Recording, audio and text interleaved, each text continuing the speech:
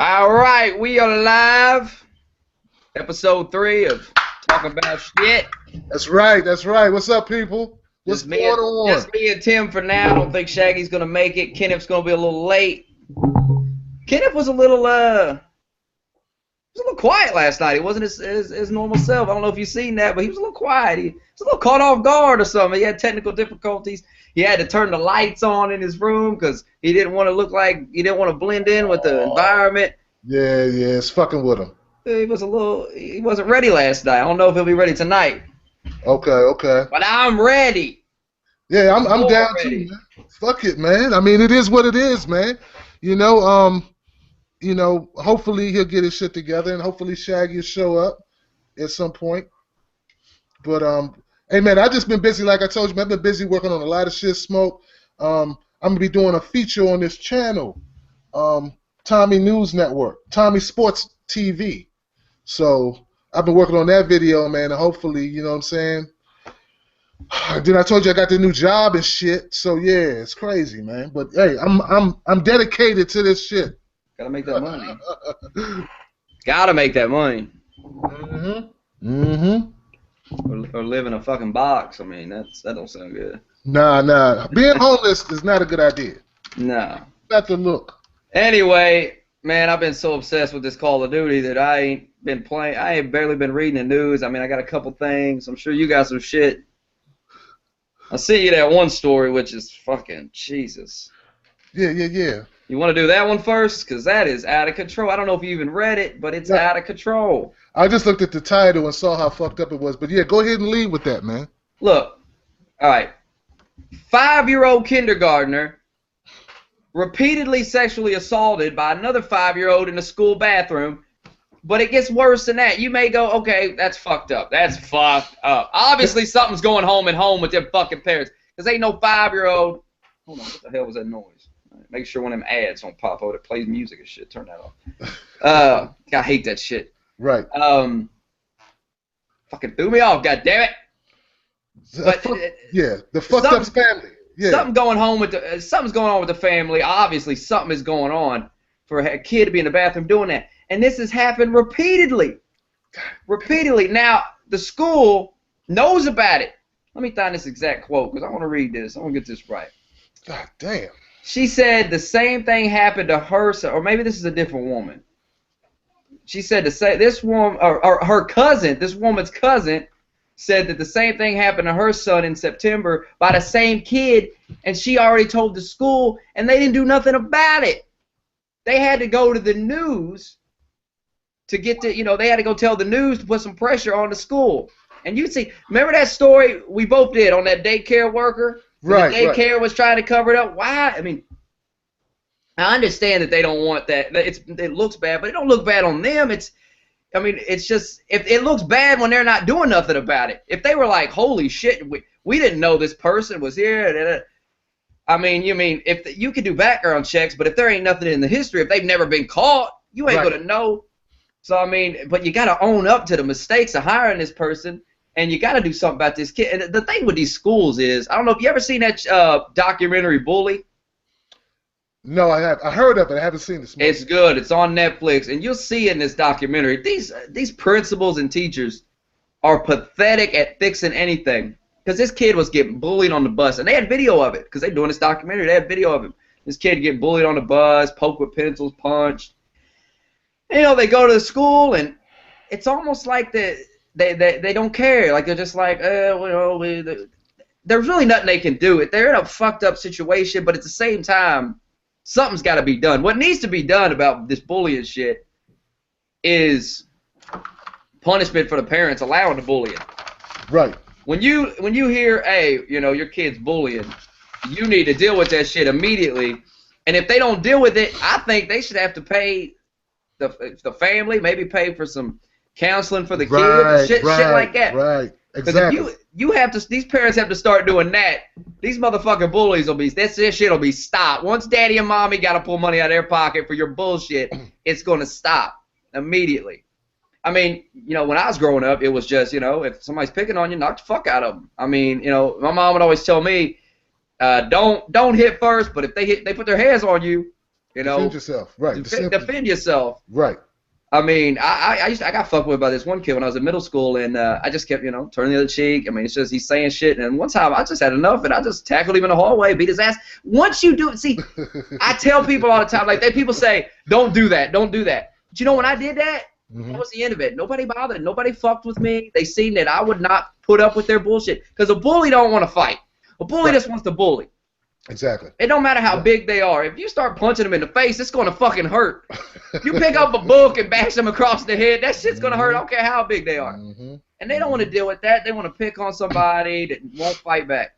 So, on one hand, people don't tell your kids to do that, man. Fuck that. If you're getting picked on, man, don't take nobody's shit.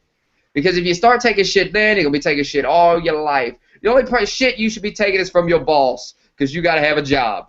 That's the only shit I've ever took, because I had to have a fucking job. Right. But other than that, I ain't taking shit from just some random dude. Fuck, who the fuck are you? What the fuck?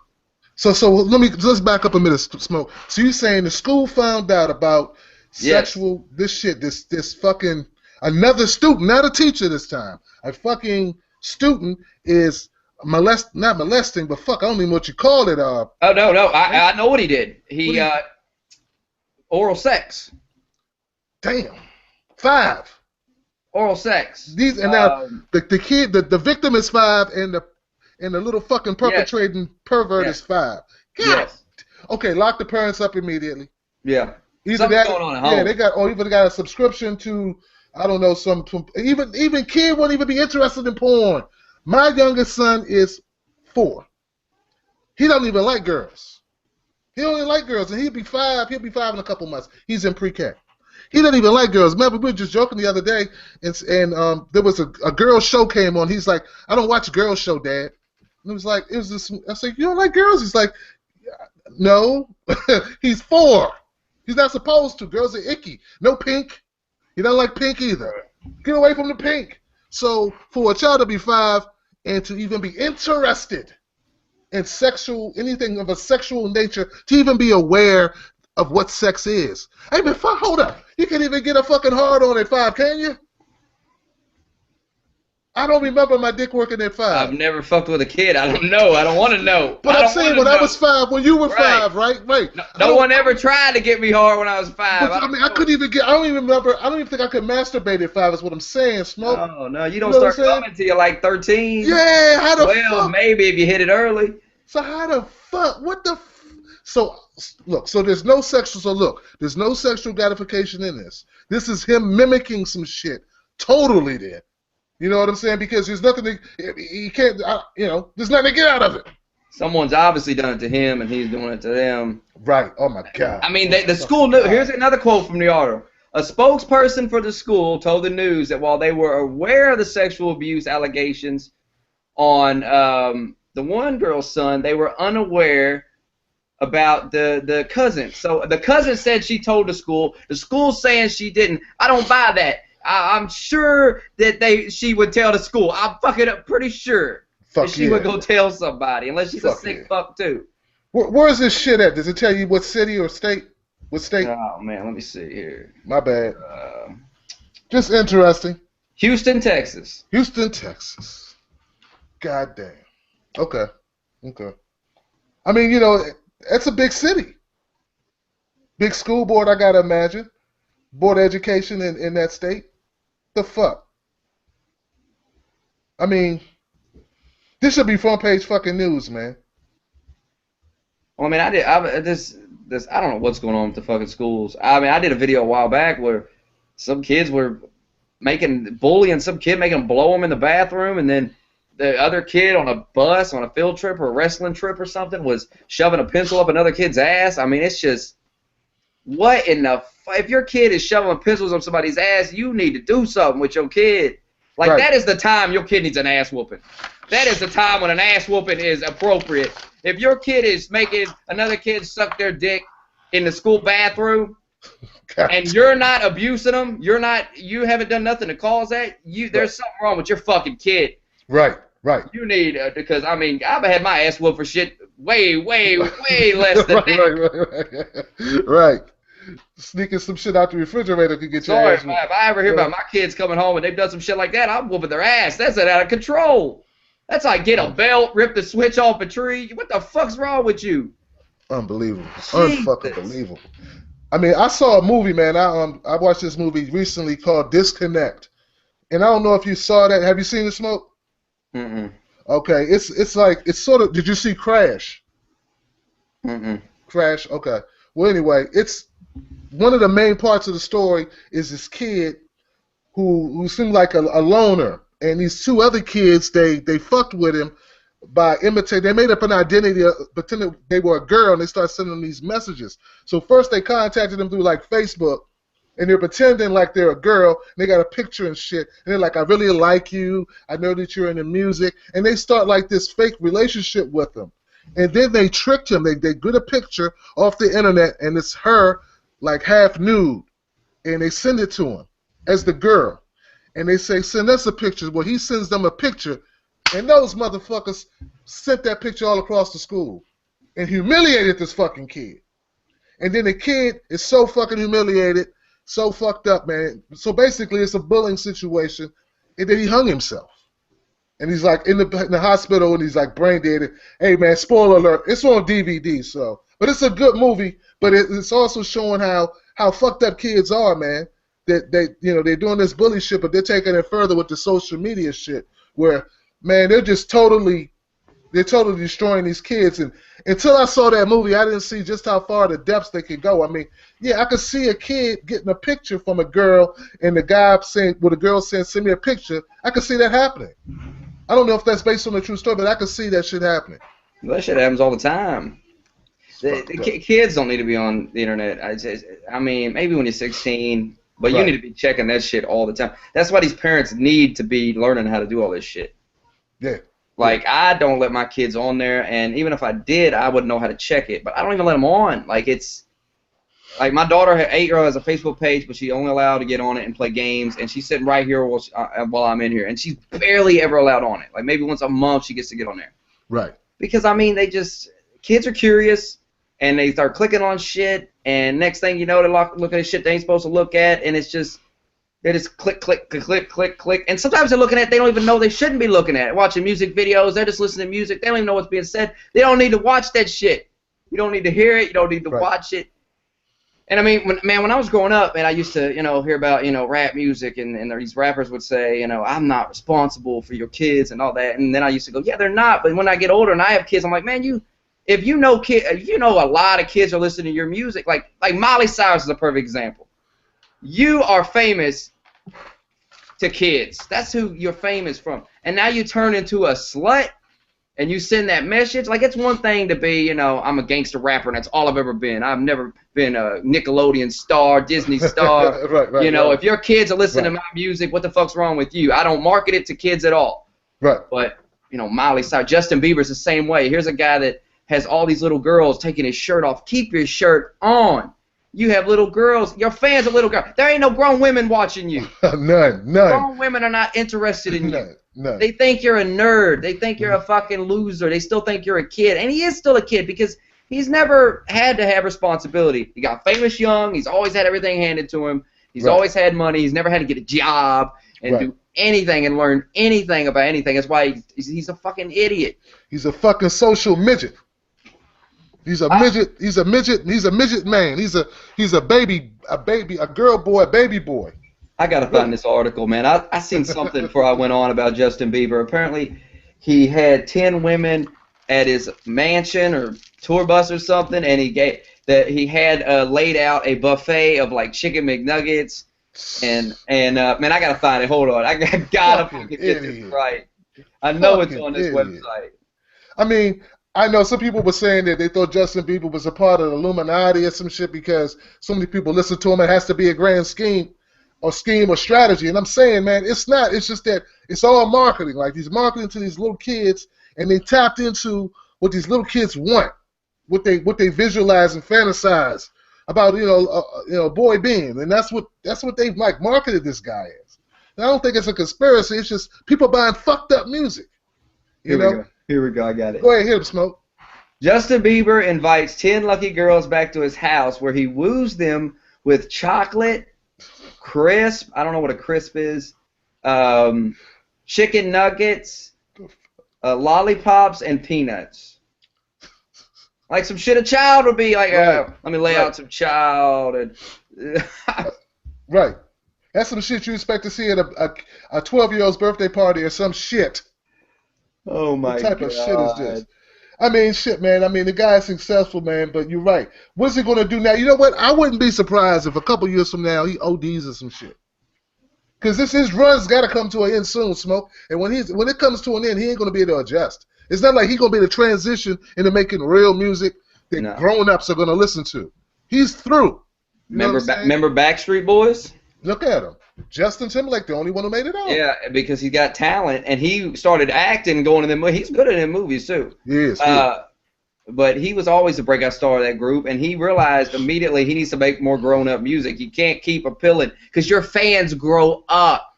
And if you don't grow up with them, they're going to look, because once the new girls and the new kids start coming up, your shit is old. They're like, Justin Bieber, that motherfucker is like, he's like 35. I don't want to listen to him. The new hot 16-year-old sensation is coming. They know these motherfuckers just keep pumping these motherfuckers out. You know, Backstreet Boys. Backstreet Boys nobody cares. Nobody cares anymore except a couple of fucking nerd women that are still obsessed with them. It's over. NSYNC, it's over. Justin Timberlake's the only one that made it out of that shit. Yep. And if you notice, that motherfucker got with what? Is it that Timberland? He got with somebody who can make some good beats, so he can make some good dance music and shit like that. He was smart. The rest of them, what happened to them? Nothing. Forget about them. They're still torn as NSYNC without Justin. Yeah. And every once in a while, I guess every once in a while he'll join in and shit to help the guys out. Yeah. Let me help you out here. What was that where they performed? I think it was like an MTV Awards or something. Yeah, it was recent. Yeah. Y'all need some money. Come on. I got you. Come over here. I'll jump around. Because who the fuck's going to CSA without Justin Timberlake? Nobody. Nobody cares. Hey, I bet you Justin looks at it like, look, fuck. As much money as I loan you, at least this way you can earn your fucking money. Because I know they got to hit him up for money. Yeah, they hit him up. Shit, if I was a friend of Justin Timberlake's, I'd be hitting his ass up. Be like, Justin, what's up, baby? Money. You know what I'm saying? I need a Bugatti. You got enough. You can give me about 50 grand of that. Right. You ain't hurting. New Kids on the Block is another one. What happened to them? They was the hottest thing back in the day. They're gone. Justin Bieber will be just like that. Hey, man, it don't matter, man. Boys to Men, same thing. New Edition, same thing. ABC, same thing. All these little guy groups. And you know what happens to little girl groups, too? It just hasn't been that many. What was that white group, man? It was some like Australia or some shit. Spice Girls, what the fuck? Yeah, man? Spice Girls. What happened to them? Same thing. One of them got with like Mos Def or something and fucked his life up or something. Oh, man. Yeah. He should have married that bitch. That's his fault. I don't know, man. I don't know. Justin Bieber's meltdown is going to be an amazing thing to watch when it all starts falling apart. And because he's blowing money. I mean, you can see that he's blowing money. The way, his tattoos and I guess he thinks tattoos. I'm grown up because I got tattoos. Like it's funny to watch how he acts. Look at all my tattoos. I'm grown up and I got money, and the way he dresses is still like a teenager would dress. I sagged my pants when I was 13, and I've grown out of that phase of my life. When I was 18, I pulled my fucking pants back up. Right. Realized that was fucking stupid. Who the fuck does that? And there's still people walking around with their pants hanging off their ass. I see people, their pants are so low that they're not even pants. They're wearing shorts, but it look like pants because the shirt is so big that the shirt goes down to the knees, and then the shorts cover the rest. Right. And they got 13 pairs of shorts on under that. Jesus. Is there still somebody out there who doesn't know that shit originated in the prison system? Yeah, when you sag your pants, it was, hey, come fuck me. Right, that is. Yeah, exactly. If there's anybody watching this who doesn't know, you now fucking know that means you want to get pumped in the ass. You're an ass fucker. And you're not even a giver, you're a receiver. So know that's the signal. Here's another thing about Justin Bieber. I don't know how old he is. I think he's 21 now, maybe 22. you got to know he's banging some underage girls. You got to know he's banging some of them 16, 17-year-old girls. Has to be. Has to be. Because, I mean, they're at the concert, and it has to be happening. And it's going to come out. And, listen, I don't really consider that pedophilia. He's 20. I mean, they're 16, 17. That's close enough. I mean, right. But exactly. It still is by law, and I wouldn't. I mean, I'm 26, and if some 17-year-old was, if I wasn't married to some 17, I would not do it because it's not worth it. Nope. It's not worth getting caught. You may be pretty much an adult to me. You may look like an adult. You may look fully grown. But it's still illegal. And I know that it's illegal. And if I go ahead and do it and get caught, I got no reason to bitch because I did it. And you know this motherfucker's doing it. You know he is. And he will get caught. Something's going to happen to that dumbass. Because, I mean, everyone at the concert is like 16, 17. Yep. Maybe 18. Yep. Someone said he's 19 in the comments. Well. Oh, shit. Well, that's okay. He's still pretty young. It's still illegal, though. Because I see fucking dudes getting busted for shit like that. Yeah, they shouldn't be. If you're 19 banging a 17-year-old and you get arrested for some child pedophilia shit, that's fucking retarded. It's fucking retarded. But back in the day, I mean, back in the day, a grown man would marry a 13-year-old and it was legal. Yeah. You know? That's fucked up. Goddamn. Actually, I think you still can with like a parent's signature or some shit. I think the age of consent here is like 16. Okay. Without a parent. Like, if she says she consented to it. But still, I mean, it's just, if you're fucking over the age of 18, just stick with the 18. Make that your limit. Just stop. Yeah. Up your game, motherfucker, and get with women your age. Unless you're 19, 20. Once you get 21, you can drink. You don't want to date someone that can't drink with you. That's a drag. I mean, that's pathetic. You get locked up and you get caught with alcohol and shit. If you're even caught with them, great. You get fucking locked up. Right, that's what I'm saying. Yeah, exactly. I mean, the hell with that. No. Then you're supplying liquor and drugs to a minor. Yeah. Fuck that, you know. Old enough to drink before you, jump on the dick. Yeah. It's just, Anyway, I can't wait till it melts down and it all falls off. If Michael Jackson went broke, this motherfucker's gonna go broke. Okay. Yeah. Michael Jackson had a lot of money and he went broke. He had a world full of money. That motherfucker. But man, he was a drug addict, dude. He's still making money. I heard he's making more money now than he was when he was alive. Yeah, exactly. Who's getting all that money too? Jackson family? Yep. Man. Yep. They're the ones that drove him crazy too. They're That's the ones true. that fucked him up. Had him out there at 5 dancing and shit. Right.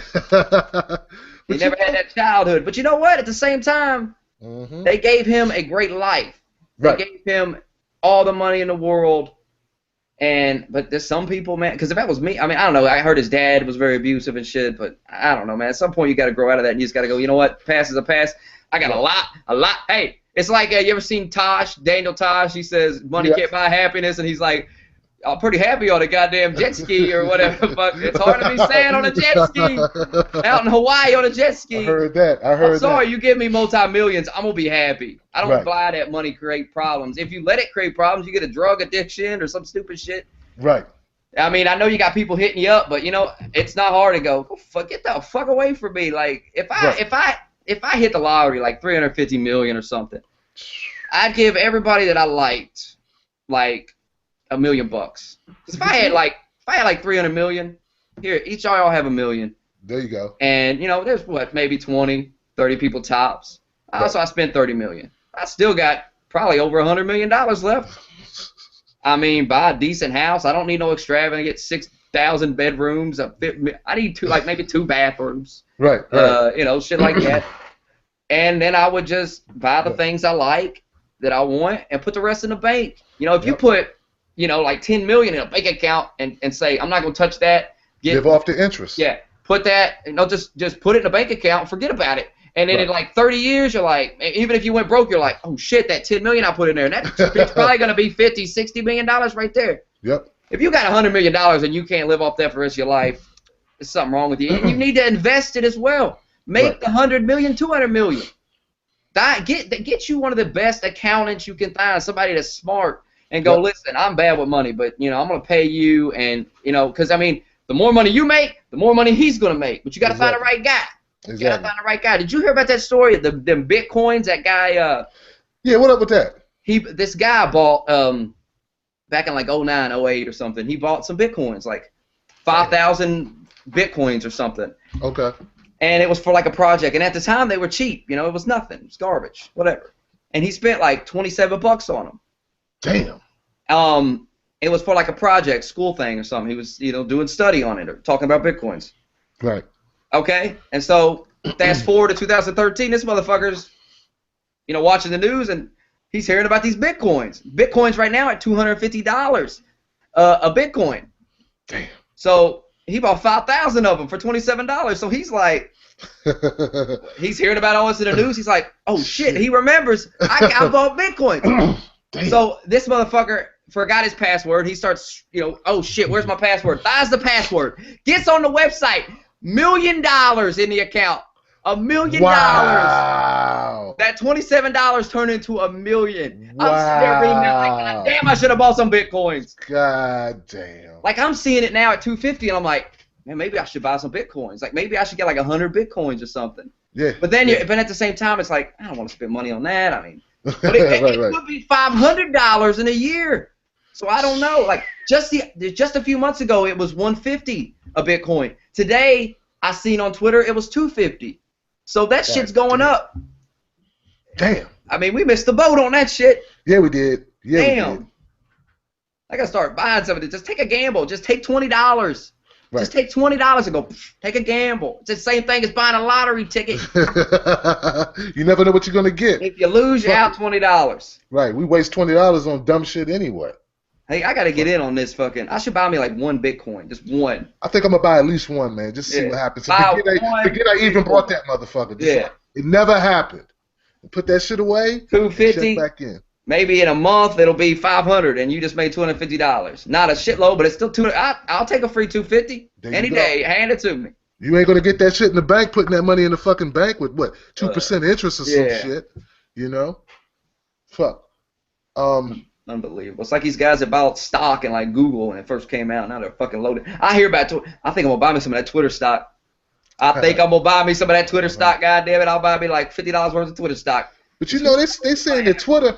I was reading some facts on Twitter, and Twitter, not a lot of adults are on Twitter. So like when you market your shit, most of that shit's Facebook, man. Most adults are on Facebook. Those teenagers are going to be adults pretty soon, 5 years from now. That's true. That's very true. And Twitter is addicting when you get into it. It is. Yeah, it is. Get on it, and it's just. It's so more interactive than. I hate these guys that like you'll be on Twitter and somebody like, man, you've been on Twitter all day. Why don't you go out and socialize in the world, motherfucker? I talk to more people every day than you do in your normal life, going to your job and everything. I talk to thousands of motherfuckers every day. If I do a video, 1,000 people watch it. Right. And I'm pretty much talking directly to them. Right. And they're in the comments talking back. So I'm talking to people all day long. Right. I mean, you could be on Twitter. The great thing about Twitter is you type something and then everybody sees it. So it's like you just send a message to like 1,000 people. You just start having and then people pop in and they jump in on the conversation. I mean, Facebook is just it's just not. I just can't get into it. I have one, but it's not as good as Twitter because Twitter is just so good. I like the 140 character limit. Keeps it short. It's easy you ain't got some big long goddamn fucking book somebody wrote. It's just to the point. It's 140 characters, quick to read, and that people got short attention span, so that's good. Twitter is going to continue to grow, and that 140 character limit is crucial because if people got to sit there and read some long ass story, they ain't gonna stay. But if it's just quick, read that real quick. All right, cool. Oh, let me reply to that. Twitter's going to catch on, and as far as advertising on Twitter, I don't know how they're going to do that. I mean, you can't really bombard it with ads, but yeah, that promote shit seems. I don't know if they're making how much money they're making off of that. Promote it, tweets or whatever the fuck. I mean, I have an idea for Twitter, and it's very simple. If you tweet too much, you go to Twitter jail.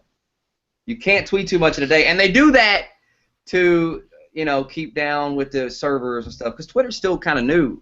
Right. I would do like.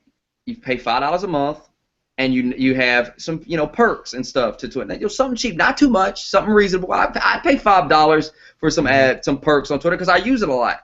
Okay. If it was 10, 15, that's too much. $5 a month, just a little thing. Just test it out. No Twitter limits. You can tweet as much as you want. Right. I mean, you could brainstorm some other things. I mean, you just got to brainstorm. You just got to sit around a table. It's like anything. Just figure out what people want. Mm. I mean, to me, that could be something. And I don't know about them promoted tweets. I mean, is that really a big thing? I mean, maybe it is. I mean, if you're promoting like your video, and because then promoted tweets go to everybody's Twitter. So somebody's got to be clicking on them. Somebody's got to be clicking on them. For it to make sense, right? You know what? I'm gonna check that out just to find out, because Facebook's a fucking ripoff as far as marketing, man. I'll tell you that shit right now. Yeah, I might buy a promoted tweet like that. Just sit it to promote like one of your videos and have it trend at the top, and people's clicking on it, because when you click on the promoted trends, people are replying to it. People are talking about it. It just has to be something. It can't be mayonnaise or American Whip or some bullshit. Like, it has to be something interesting. And I think like entertainment is where, like, advertising the new TV show. Like, there's people that pay people to tweet about the show. Like, oh, I'm watching. What's up, Kenneth? I'm watching like the new show, guys. I'm gonna be live tweeting the new show. You come tweet. I see that shit, and I know they're getting paid for it. So there's money to be made on Twitter. There's a shitload of people on it, and if there's a shitload of people using it, there's a way to make money. You just have to get the right person in charge of it that knows how to do it without going over the top with it. You can't just put ads all over it. That's annoying. Pop-ups are annoying. I mean, a little ad every once in a while is cool, but if you have it pop, Facebook's getting kind of out of control with some of them ads. I seen an ad on Facebook. It was like, if you catch someone pirating software, report them now. Like, I was like, what? Who's clicking this? And in the comments of that thing, people was like, yes, you want us to snitch on our friends. Nobody's gonna fucking do that. It was like, stealing downloads is illegal, and it's the same thing as stealing whatever from the store or some shit. Fuck that. If the software wasn't like Photoshop, it's like $1,000. Why? That's the reason nobody buys Photoshop. Photoshop high as shit. Who the fuck is spending $1,000 on Photoshop? I want to meet that guy. I don't. How has Photoshop made any money ever? I don't know anyone that has. Corporate America buys that shit. Corporate America spends that money. They put that money, because in the IT field, man, I worked with some graphic design folks, some people doing video design, effects, shit like that. They use that religiously. In fact, a lot of them won't use anything but Photoshop, After Effects, and all that other shit, man. But you know what though? But on your point though about social media, look, man, and pirating, I should say. Man, these people need to get on board and realize that shit has changed. You're going to have to start designing your profitability. You have to build that in and say, you know what, we're not going to be selling our shit. We need to find other ways to make it, how to make money. Like they're doing it now with music. You know, like they're doing like free giveaways. And then say, we're going to make our money off the concert tickets. Let's use it. Let's stop fighting the fact that people are pirating shit. And let's just accept it and say, okay, let's just spread the word. Let's give this shit away. And then they'll go to the concert, so they'll buy our T-shirts. They'll buy our fucking hats. We'll sell other shit. Because music is just creativity any fucking way. Yeah, music, like... You know what I'm saying? Put it on YouTube and put ads on it. I only listen to music on YouTube now. There you go. If I want to hear a song, let's go on YouTube. There it is. And I see a lot of companies doing this. Like WWE has started putting like their YouTube channel, and they put full matches on there. And that's smart, because if you go type in WWE, there's all these motherfuckers uploading it anyway. Right. But it's in shit quality. Why not upload it in crystal clear 1080p quality on your channel, put your ads on it, and get paid? Better to get a little bit of money than no money at all. They want to fight it instead. We own all of it. Well, you know what? They want you to spend $50 on a DVD or some bullshit. I mean, no, it's not going to happen. Yep. They can already go to YouTube. It's already there. Yep. But you want, if they watch it on your shit, and you're getting a little bit of money for it. See, Louis C.K., I know you fuck with Louis C.K. Yes. Funny as hell. He just did a show that was only available on the fucking internet. And it was only $5. He's like, you know, please don't pirate this. For $5, you had access to the show. And he's just working with social media. He's working with people who download. You know, he's working with them instead of trying to fight the shit. He know they're gonna take his fucking, you know, show and upload it. But if it's a small amount that you charge, go ahead and take advantage of it. You know what I'm saying? And look at all the money he saved from having to actually go across the country. Right. I wouldn't You know even charge for it. I would just upload it right to YouTube. Start a channel, just put your fucking shit right there. Mm-hmm. I mean, it's free for them to watch, and I mean, these dudes that run ad block. I mean, stop it, Jesus fuck Christ! You can't deal with an ad to give somebody a little bit of money. You're watching their shit, and they wonder why these dudes want to sell them DVDs because you're running ad block.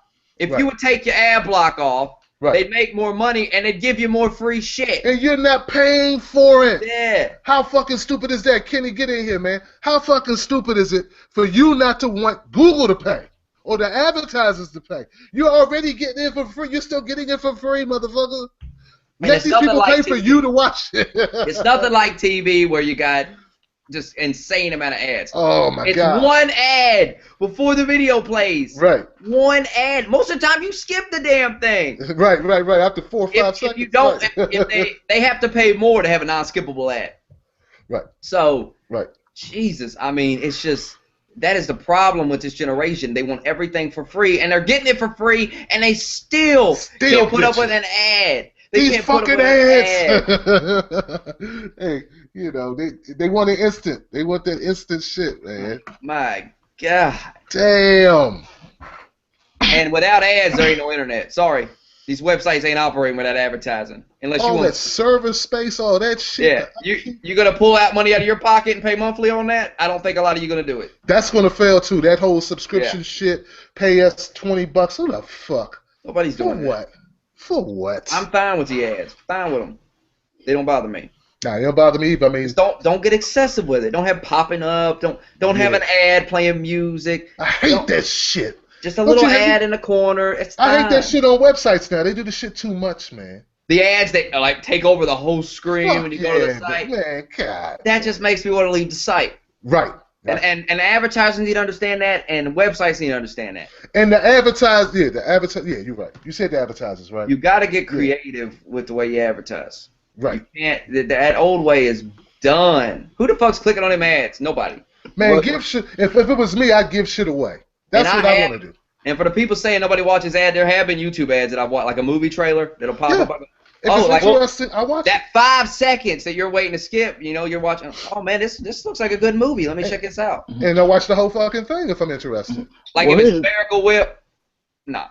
But if it's like like I'm saying, entertainment, advertising, movies, music, shit like that. If you start 5 seconds go by and you go, man, I kind of like this song. Who is this? Let me watch this ad real quick. You'll stick around. Right. But if it's like McDonald's, oh fuck off! I know what McDonald's is. Why is McDonald's advertising anyway? We all know what the fuck it is. Stop advertising. Stop wasting your money. Well, here's the thing that I find out about ads, especially on YouTube. I kind of find those ads kind of like almost like Vine. You got 5 seconds to hook me. You know, there's some ads that I watch and I'll be like, you know, they have that 5 second. They'll be like, skip now. It's like, no, I don't want to skip. Of course, I want to see this guy tricycle off of a ramp into a building or something crazy like that. So I think that it's not so much of, you know, you complain about, you know, why are people clicking past our ads or why aren't they watching our ads? I'll watch an ad. Just give me a reason to watch the ad. Make it intriguing. Be creative, you know. And one thing that I find, and obviously you guys, you know, I try to diddle dab in YouTube, and I need to get a little bit more on my game, but you guys are much more consistent. But one thing I always thought to myself, and I still kind of feel that way, and even if I were to launch off on YouTube, I never understood that saying that either don't complain about content or don't use ad block because the content is free. In my opinion, I don't really feel that YouTube content is free because no, you're not paying with your money, you're paying with your time, you know, and to some, you know, little kids, time may not be a valuable thing, but to people like us, time is a very, very valuable thing. So I think that there are individuals that have actual talent will reap the benefits, and those guys are just, you know, mediocre at best. Need to either step their games up or move out of the way. I mean, I find that'll be more so the future of YouTube. Right. You know. Well, you know what? Like me and Smokey talked about it. Like when he first started, how hard it was to make headway on YouTube. When you got all these other fuckers without talent, who have all these subscribers, and it's like, how the fuck? I mean, their content's not better. I mean, it's just not. And I guess it's just like you said, if you got in early, you already built a huge subscriber base. When you get in early, you know how to work the system. I mean, there's all loopholes and everything. If you know how to work the government system, you could just sit on your ass all day, and money will just come in the mail every month. It's just, tons of fucking money. But I mean, not everybody wants to learn all that. Not everybody wants to go onto the food stamp office. Most people just, I'd rather just get a fucking job. Fuck that. Right. It's some bullshit, man. But I think in the end of the day, man, like I told Smokey, man, my objective is to get my own show, a real show on a cable channel somewhere, and do that. That's my goal. But the thing about that is, this is the future right here. TV is the past. This is where internet is the future, and you're not gonna need that TV network. You're not gonna need it anymore because you're gonna be able to directly interact with people immediately. I can put a video up right now. I don't need anything. I mean, the only thing a TV studio is gonna give you is a better appearance, a better production value. That's all it's going to give you. And you're going to see a lot of these and you're already seeing it now. I talked about WWE's doing that. They're going towards that YouTube. Like, they got a channel, and they're pushing, because, I mean, there's money to be made there. That Gangnam Style fucking guy, look how much money he made off his little fucking video. He put a video on there, fucking billion views. Billion views. And all that money probably went to him. All of it. Or his record label. He didn't have to, call up the radio stations. He just put it on YouTube. Boom, it exploded. YouTube is the future of everything. The internet. I mean, the radio's gone. I mean, you can hook. Why do I need a radio with all them commercials when I can hook my phone up and boom, I got a podcast. I got the anything I want. I can listen to music. All that. That's a good point. Plug that right in. Satellite radio. That shit's. Forget about that. Forget about that. That shit died. Even Howard Stern. I heard he was thinking about, like, when this satellite radio contract ends, if I want to keep doing my shit, maybe I just go to the internet. Maybe just ask my fans to pay $5 a month. But he's not, I mean, and he's big enough, they would. Like, if you're big enough, $5, $10 a month, people would pay if it's good enough. Right. But now it's about at that point, it's about the advertisers. Once again. Right. Especially if they don't have to buy hardware. Like, if it's somebody's like, man, $10 a month, you already got your phone. Yep. You plug that right in. Most cars now have a port you can plug in. I mean, even if you have a tape deck, you can get one of them things that put it in the tape. It comes with a wire out of it. Plug that right into your phone. So that's the future, man. The phone, all that. Cell phones is gonna it's caused everything to change. Like TV, like I barely watch Walking Dead. That's it. I watch Walking Dead, and then my TV just is off. Man, I watch Homeland. Yeah, Never got into that. Is that Showtime? Oh, Brody. Yeah, that's Showtime. I don't got Showtime. I got HBO. Okay. Yeah. Well, I kind of agree with both of you on some fronts. I think Tim kind of has the right idea with that. Building a following on the YouTube and trying to make a transition to something like an MTV or something like that to get your own type of show, because that's really where it's at. You watch, there's YouTubers. I don't know what YouTubers you watch, but there's guys like Is that really where it's at when a guy like PewDiePie has 11 million subscribers? But I'm saying there's guys like Timothy De La Ghetto. Who, I don't know if you ever heard of that guy. He started off as a YouTuber, and he's moved over. He's a guy named Timothy De La Ghetto. He's one of the bigger YouTubers on here, and he's now on Nick Cannon's Wild 'N Out show. And now he's doing more things with MTV. Kind of like there's a guy named Spoken Reasons. He started out off on YouTube. Now he was in a movie with Sandra Bullock. So I think that Smokey's right in the sense that we're going to have our media, our television is going to be accessible everywhere. You're going to be able to get it on your cell phone. You're going to be able to get it on your tablet, on your computer, everywhere. But there's always still going to be that segment of the masses behind it, the foxes. Of course, TV is not going anywhere. So what I'm saying, though, I think you guys are both right. By, getting on that, trying to get your own TV show, it'll be, let's say, Tim's Take that you can watch on your television. I mean, not on your television, on your laptop. Tim's Take you can watch on your cell phone. You know what? So it's kind of a combination. Smokey, more like a distribution type of thing. But you're right, though. The internet is the future, and we'll just be moving that content to some way where I can get more views, basically. But you're right. I should be television. I'm looking at it a different way now, just by your suggestions. Like, it's so fucking hard on YouTube.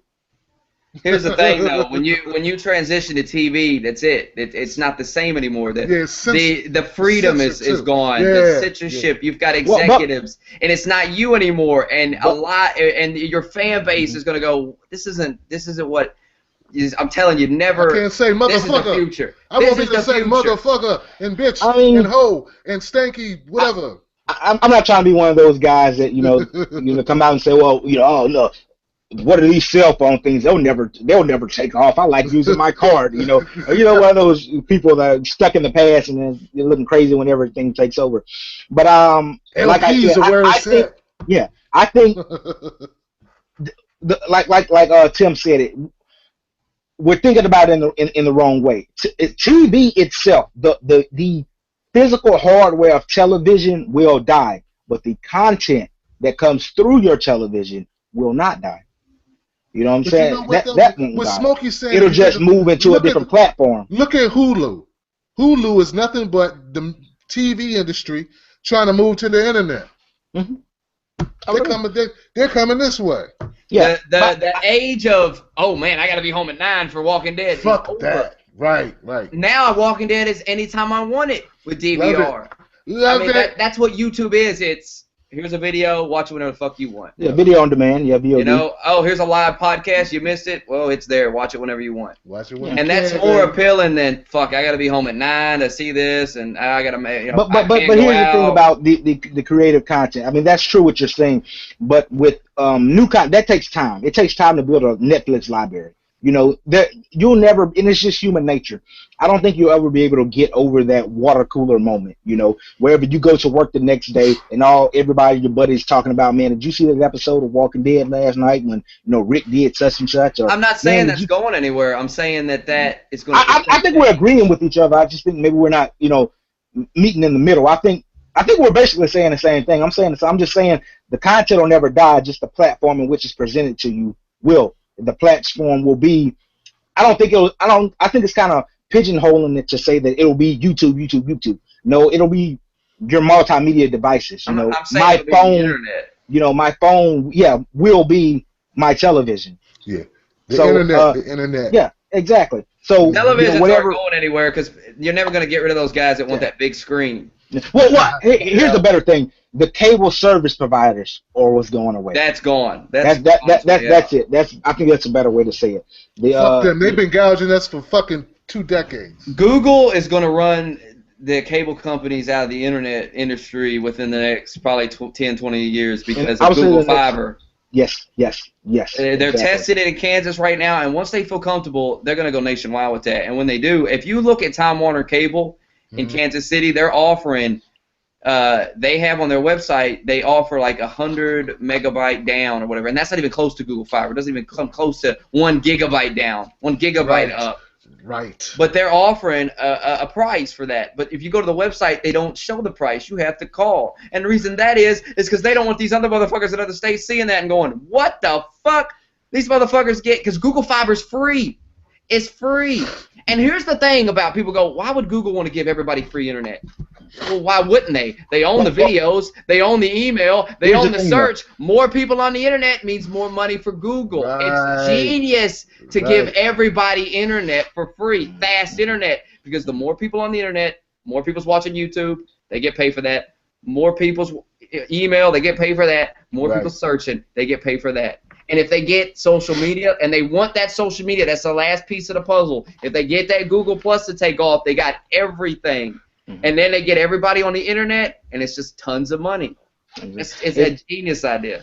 I believe that the way that Google Fiber actually works is you can pay $80 a month, and you'll get a gigabit Ethernet, which is 1,000 up and 1,000 down, and it's like like $80 or whatever a month. Or and this is the slickest move that they do.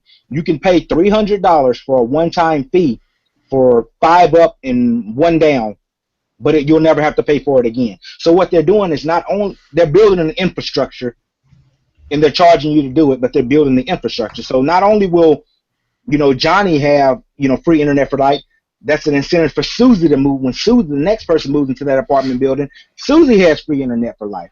So that's one of the most brilliant marketing schemes I've ever seen a company do is to give that infrastructure away for free. Wow. And that's a brilliant move, and they're going to take over. They're going to take over eventually. It's going to take some time because obviously, how are you going to get Google Fiber to, not to mention, it's going to be a fight in Congress. These motherfuckers are going to try to block it. I mean, you just imagine the buying power of these fucking companies like Time Warner. I mean, Comcast. They gotta have lobbyists and some other shit trying to slow this down. I mean, there's a lot of technology that hasn't been delivered, not because it's not available. Like fucking DVDs were available 30 years ago, man. But the tape people, they blocked it. But I don't really think it's Google's intention to take over that market. I think no. Hear me out. I think at the basis, their intention is to make everyone else step their game up.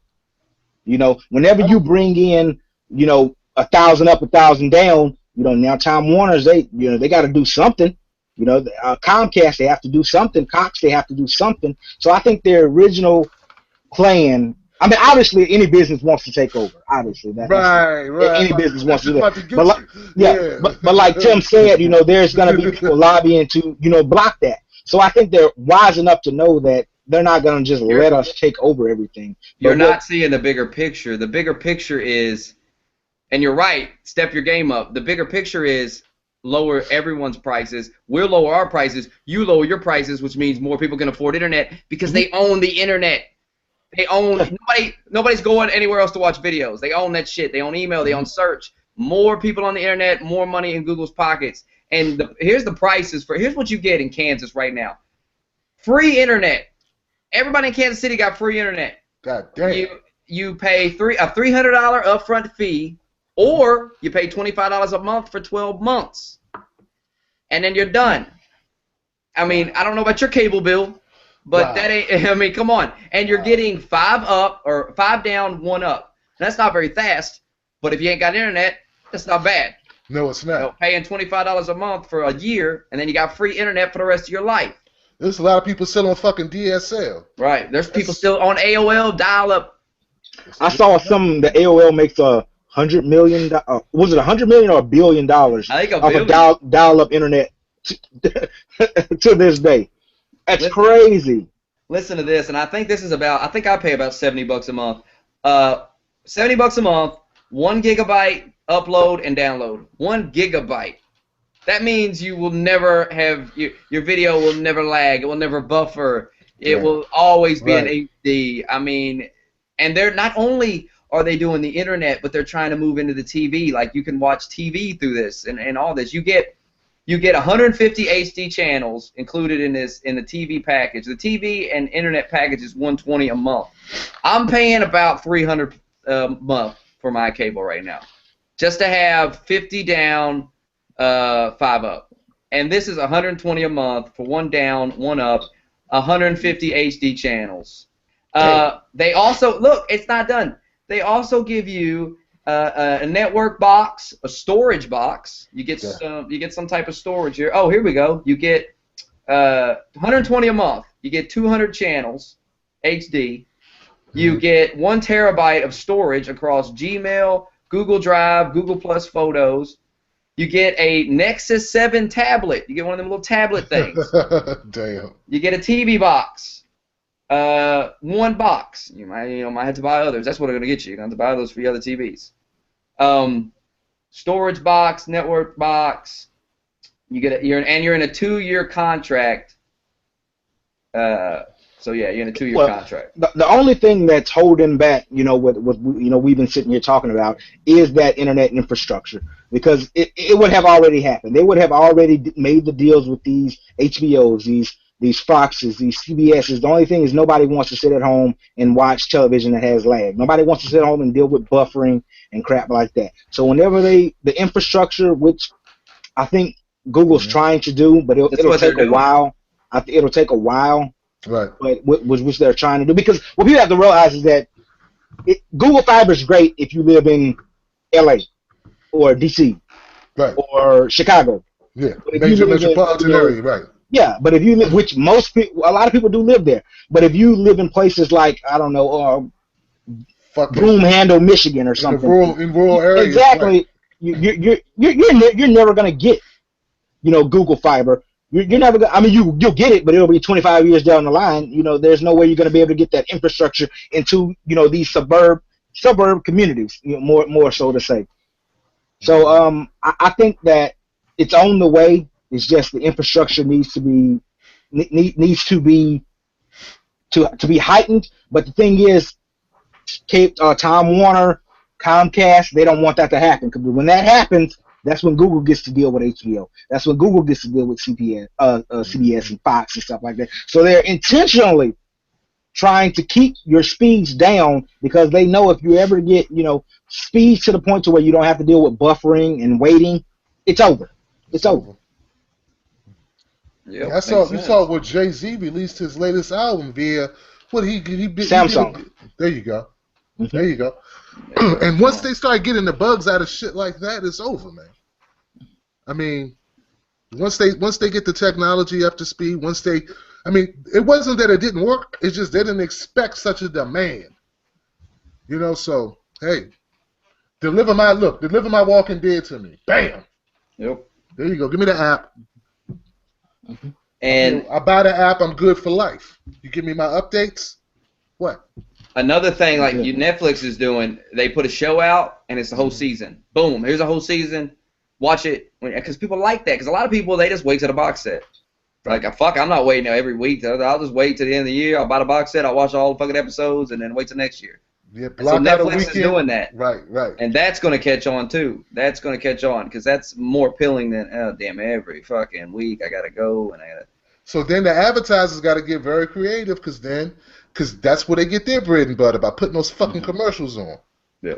You know what I mean? And once that's gone, what are they going to do? You got to find ways to reach people, man.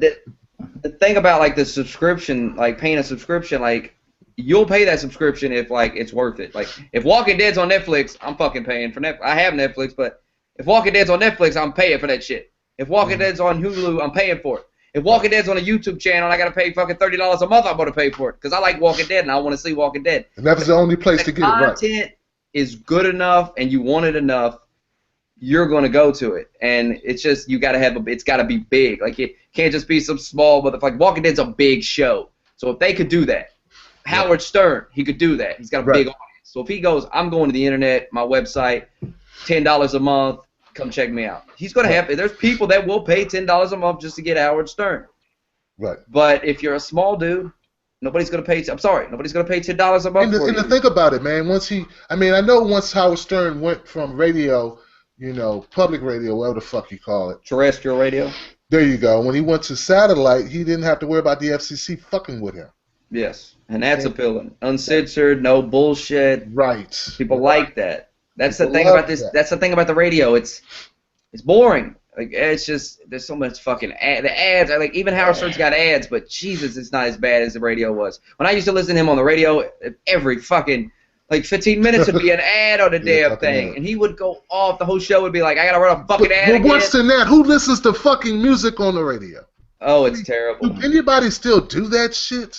I mean, maybe if you're trapped in your car and you don't have a way to plug in your fucking smartphone or whatever, maybe you're forced to, like if you rent a car or something, I don't know. But fuck, man, who the hell listens to that? Commercial after commercial, same song you don't want to fucking hear after same song. Who wants to listen to Justin Bieber? I mean, come on, man. Nobody. I mean, I'm just saying, you missed it, Kenny. We were talking about Justin Bieber earlier. But but I'm just saying, I mean, that shit's going away, man. Internet radio is where it's at.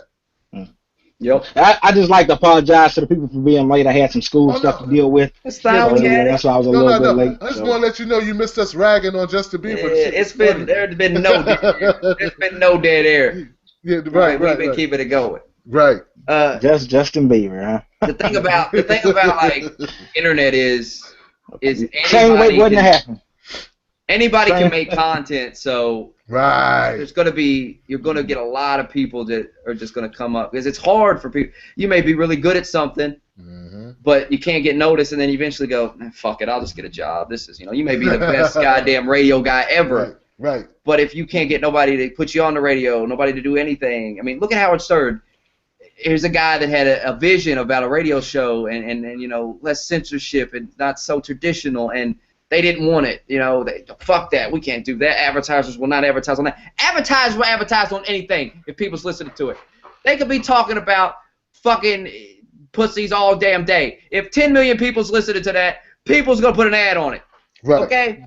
I mean, porno ads on it or something, Fleshlight. I mean, Joe Rogan, he had Fleshlight sponsorship. I mean, it don't matter. You're going to find someone that will advertise on your shit. Well, hey, Smokey, are you networking, man? Because I know you helped me out, but are you looking for the leg up for your fucking self? Because I showed some people that new video I did, and they liked your shit. But are you networking? Because I think, Smokey, you right now is your window, man. You got time. You working from home. Are you asking me if I'm struggling or something that I need? No, I mean, are you networking as far as are you trying to get going? You're saying networking. I thought you said, am I working? No. Yes, I network all day. Okay. Like all day. I'm on Twitter. That's why I'm on Twitter all the time. I think, man, you're gonna pop, man. I think you're gonna fucking pop. I mean, I've been doing this for 2 years, and when was it? June. I really started to pick up, and because I started networking, I started getting on Twitter and like a lot. It was like, why are you on Twitter all day? You need to understand something. If I worked an 8-hour job, I'd be on a fucking job all day. If you're gonna try to grow something, you gotta treat it like a job. If you're gonna treat it like a hobby, it's gonna be a fucking hobby for forever. Right. I mean, I'm not in it for the money, but if there wasn't no money, I wouldn't be bothering, because how could you? How could you devote hours of your time every day? Tons of, I probably devote 8 hours a day to just, focusing on, building my Twitter, building my YouTube and shit. How could you do that if there's no gain from it? If you're not gonna make money, you're wasting your fucking time, because eventually you gotta make a living off of it, or you're just fucking, you gotta make money. You can't live in this earth without money.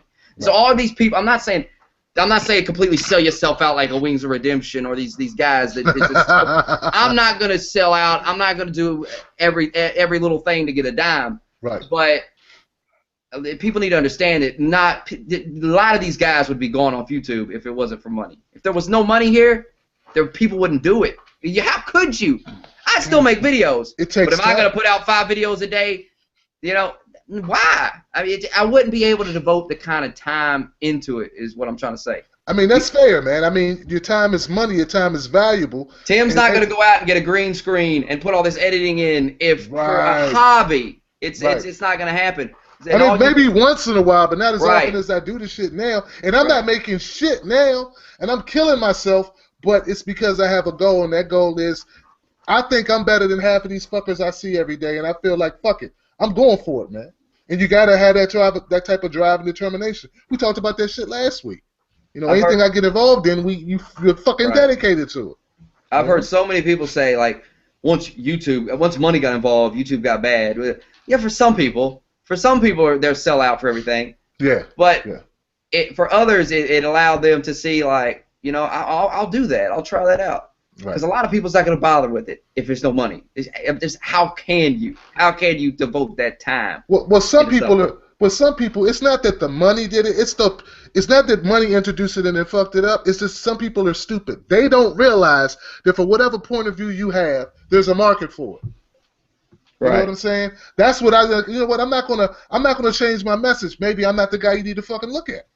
Yeah, they change that message because there's money. Like, if I be politically correct, I'll get more money, and I'm not doing that. Like, but those people are not dedicated to them, Smokey.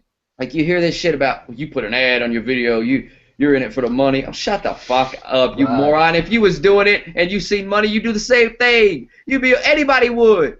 If somebody's like, you're doing videos every day. If you put ads on your videos, you could make money off of them. And you can improve the value of your video. You can improve your content. You can buy a better mic. I'm using a snowball blue joint, and I could get a better mic, man. I need a better mic. I want one of those, I want a nice lapel mic or some shit, or whatever. I've invested more money in this than I've made, but I'm starting to make money now. It's starting to pay off. Good. And it should. I mean, I bought this computer for like $1,000 at the beginning of the year because I needed a better computer. I can't stream with that shit. I can't, I needed more power, better camera. I bought this little handheld camera. I mean, you need to make money to improve it. Right. Like I get tired of it. Money whore. This guy's a money whore. That guy's a Well, money you know whore. what? Maybe- This guy's giving away a PlayStation. He's a money whore. Doesn't even make fucking sense. He's giving you something for free, and you're bitching. And yes, he's giving that away to drive traffic. Oh Right. well. But somebody What's the big gets deal? it though. Somebody gets it. Yes. Shit, What is the big deal in giving They away watch. something? Look, they watch fucking TV and sit through a half an hour program, which is like 8 minutes worth of fucking commercials. You And don't they call want to Walking Dead money whores. You're not calling them money whores for running ads. Shit. They got product placements and all that shit. Every time they go in that store or something, the food they pick up, man, they get paid to pick that shit up. And I love these guys that are just, I'm not here for the money. I don't do YouTube for money. Okay, take the ads off the videos. Right. Take your ads Well, off the videos. If you don't care about that money, then be honest, man. That's why I like El Presidor, man. He's like, if there was no money, I wouldn't do videos. Thank you for being honest. Thank you for telling me straight up about it. Don't bullshit me, because I don't buy that shit from anybody. Right. Because if you are running ads, you care about that money. And if you don't, take the ads off. It's that simple. Yep. Well, here's the thing when it comes to people bringing out the money whore and things like that. I don't think that's really the issue. I think it comes down more to the individual. I mean, whenever it gets to the point, whenever you're advertising or promoting things that you actually don't like, everything when it comes to any type of journalism, and YouTube is a form of journalism. If people want to believe it or not, it's a form of journalism. So it has to get to the point. It can't get to the point until till you have no credibility. You have to be able to keep your credibility. So if Smokey comes on here and he starts talking about all of a sudden, man, Battlefield's the best game in the world. Oh my God, Battlefield, get this game. It's gonna be like, Smokey's the money whore. He's not. It's all about that credibility. I don't have a problem. Of course, I want the people that make the content to receive compensation for the work that they put in. Of course, who wouldn't want that? Don't be a sellout piece of shit. And like I said, it kind of goes back to the individual who's making the content. Some guys you just can't deal with because they have no center. They have no center. Treat them like a prostitute. Treat them like a prostitute. Yeah, I mean, I guess I look at it like, if you're that type of guy, you can only get so far, man. I mean, I think at the end of the day, especially with the internet, and keep saying YouTube, but in the internet in general, it's a more intimate relationship. And if you are phony, that shit's going to show through. People are going to pick up on it. I mean, I just think it's a bad move, man. Do what you like. Be who you are. You know what I mean? Kenny's in college. Smokey has a family. I'm 38. Fuck it. Any fake shit or any, trying to be a certain way to attract a certain audience, it's not going to work. That's why, like, that Woody guy you talked about, and I'm not trying to go into it, but, I mean, come on, man. That shit doesn't have longevity attached to it. It can't, because it's bullshit. He's tickled me Elmo, man. The fuck, man? That shit, there's no longevity. Can he do that 10 years from now? Fuck no. But can Smokey have a radio show on the internet? Yes. He can. He can you know what I'm saying? You can do that shit because he's got a demographic that's adults. This guy in the comments doesn't seem to understand what I'm saying. I don't make thousands of dollars off YouTube. What I'm saying is, if there's no money to gain, like if this continues to grow, like let's say I got 50,000 subscribers. Right. Okay, cool. But if I can't live off that, like you don't devote time in your life to things that don't pay off, that don't do anything for you in terms of a career or anything. Would I still do YouTube? Yes, it would be a hobby. It would be like, hey, let me pop in, throw a video up every once in a while. But if I'm gonna devote time into something in my life, it's gonna have to be like, now I'm not making a lot of money. But I want to make a lot of money. There has to be a goal in it. You can't expect anybody to devote a lot of time into something that is gonna. Sorry, this is the world we live in. You gotta have money. You can't exist in this world without money. Right. I mean, if this YouTube thing, I would go to college and I would probably go into some type of broadcasting degree or something like that. I mean, that's the traditional way to get into it. We live in an age now where you don't have to do that. You don't have to do if you're good enough, you can just go on YouTube or go on the internet and build your own audience. But that's you know what I'm saying. I'm not sitting there saying I'm a big YouTuber. What the fuck's wrong with you? Oh, like I think I'm a big yeah. YouTuber. I got 1,500 subscribers. Smokey has 5 grand. Come on, man. We ain't making. I haven't got a check yet, and they probably won't for another 2 years. But one day, from somewhere. Do I think I will get big? Yes. Yeah. And listen, if you start something you don't think you're gonna succeed, just give up now, because you're wasting your fucking time. If you doubt yourself, right? I mean, what the fuck are you doing? I mean, if you're gonna have what is it? Motivation. Right. Positive thinking. I seen The Rock on Twitter today. He was like, think positive. Hard work will pay off, and it does. Everything I've ever done in my life, any job I've ever had, I busted my ass and I moved up. It's not gonna be handed to you. These fucking dudes that make one video and they're like, I didn't blow up. Fuck it. I didn't make Charlie bit my finger. Fuck it. You know how rare that is to make Charlie bit finger. Right. You know how rare to get the Charlie bit finger video. Damn. I mean, you got to just keep at it. Not everybody's gonna blow up. That's fucking luck. Yeah. That and you see the one with blood. You seen that one with the little kid with the blood. The chocolate rain guy. It's just whatever, man. All that shit. I mean, you make a video and it may be the greatest video ever, but if nobody fucking sees it, fuck it. I'm sure there's a lot. I've seen a lot of videos on YouTube. I come across, I'm like, this is fucking. I see one video. These 2 crackheads was in the street fighting over cans. They was fighting over cans. I was like, this shit's hilarious. Had 20,000 views. I was like, how the fuck this thing got 1 million views? Right. These crackheads was going. This girl was going off. This guy was collecting cans, and this bitch wanted the cans. She wanted the cans. Oh god. Fucking, sell them for the crack. And she was, and these 2 guys are sitting in the corners like, this bitch is trying to steal his cans. They're commentating this shit. Wow. It was hilarious. Wow. But if they don't promote that video, if they don't get it out there, nobody's ever going to see it. It could be the best video ever. All you people that do videos and you don't blow up. I see so many people like, I seen one guy on Twitter I follow. He's like, I only got 500 subs and I'm giving up. Fuck it. I mean, dude, if I'd have gave up when I had 500 subs, I wouldn't be where I'm at now. I wouldn't have 5,000 subs. I've been doing YouTube since 2011. All last year I did videos all year. 50 views, 100 views. I mean, when I got 100 views, I'd be like, damn, I got 100 views. That's great. Now I get 100 views, and I'm like, I get 100 views in fucking about 30 minutes after I put a video up, it's got 100 views. You know what I did, man? I've got another channel called Tim the Bartender, and I had that channel for a year earlier, Smoke. You didn't know that channel. And I had like 150 videos on that shit. One night I woke up and I was like, you know what? I don't like these videos. I shot them with a really fucked up webcam. It's all jacked up. You know what I'm saying, Kenny? I was like, these videos look shitty. And then the topics I was talking about, I was like, fuck it, man. I mean, I don't really want to be no pickup artist type guy. I mean, it's one thing to be like, talk about real shit about relationships. It's another thing to be the guy trying to hook guys up with women. I don't even want to be really connected to that type of shit. That's not really what I wanted to do. So I deleted all of them. I still got them. But yeah, me and Smokey been talking over the weekend about, how it takes time to build. And I will say this: people hate paying dues, but paying dues is better because you get better. I mean, I'm a lot better. If you met me 6 months ago or a year ago, you wouldn't like all my shit because I wasn't good. Not like I am now. So now I'm meeting people, and they're like, "Damn, you're good. You wouldn't have said that shit a year ago. You might have been like, he's okay." But now I'm much better.